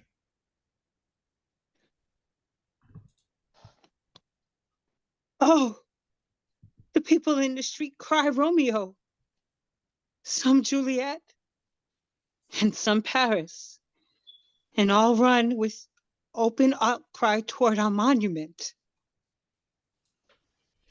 What fear is this which startles in our ears? Sovereign, here lies the county Paris slain, and Romeo dead, and Juliet dead before, warm and new killed. Search, seek, and know how this foul murder comes. Here is a friar, and slaughtered Romeo's man with instruments upon them fit to open these dead men's tombs. Oh, heavens! Oh, wife, look how our daughter bleeds. This dagger hath misstained, for lo, his house is empty on the back of Montague, and it missheathed in my daughter's bosom. Oh me! This sight of death is a bell that warns my old age to a specular. Come, Montague, for thou art early up to see thy son and heir, now early down. Alas, my liege, my wife is dead tonight. Grief of my son's exile hath stopped her breath. What further woe conspires against mine age? Look, and thou shalt see. O thou untaught, what manners is in this to press before thy father to a grave? Seal up thy mouth of outrage for a while, till we can clear these ambiguities and know their spring, their head, their true descent. Then will I be general of your woes, and lead you even to death. Meantime forbear, and let mischance be slave to patience. Bring forth the parties of suspicion. I am the greatest, able to do least, yet most suspected, as the time and place doth make against me of this direful murder. And here I stand both to impeach and purge, myself condemned and myself excused. Then say at once what thou dost know of this. I will be brief, for my short date of breath is not so long as is a tedious tale. Romeo, there dead, that Romeo's faithful wife, I married them, and their stolen marriage day was Tybalt's doomsday, whose untimely death banished the new-made bridegroom from this city, for whom and not for Tybalt Juliet pined. You, to remove that siege of grief from her betrothed, and would have married her perforce to county Paris.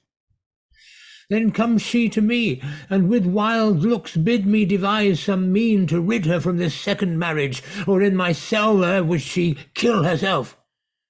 Then gave I her, so tutored by my art, a sleeping potion, which so took effect as I intended, for it wrought on her the form of death.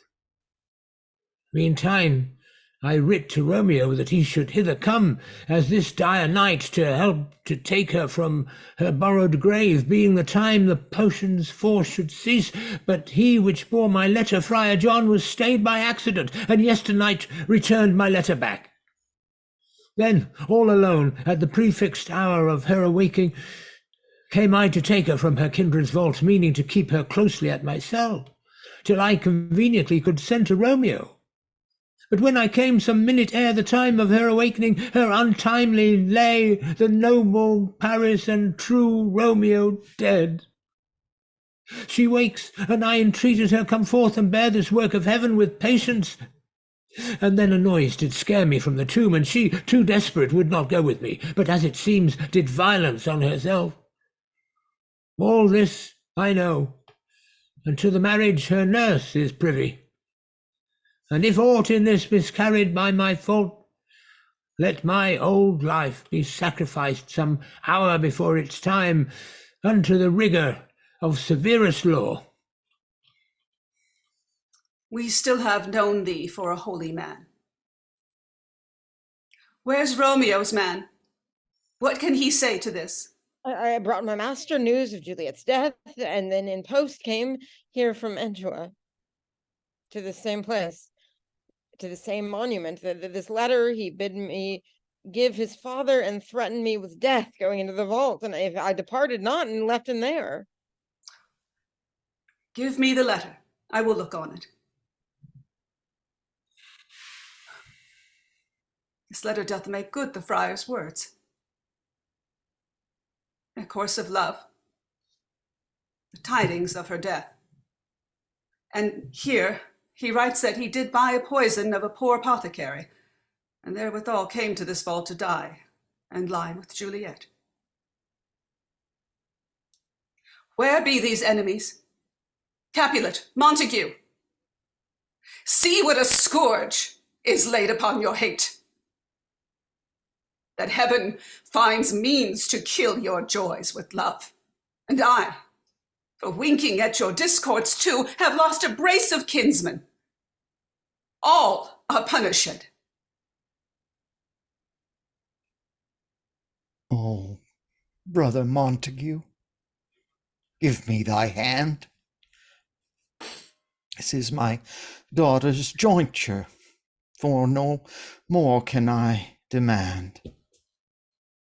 But I can give thee more, for I will raise her statue in pure gold, that whilst Verona by that name is known, there shall be no figure at such rate be set as that of true and faithful Juliet. As rich shall Romeo's by his ladies lie, poor sacrifices of our enmity.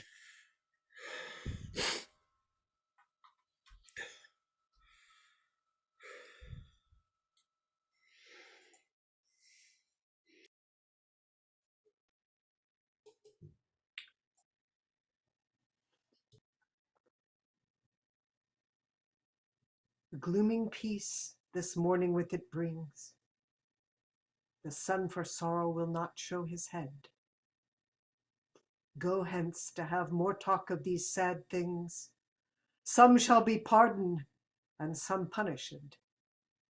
For never was a story of more woe than this of Juliet and her Romeo.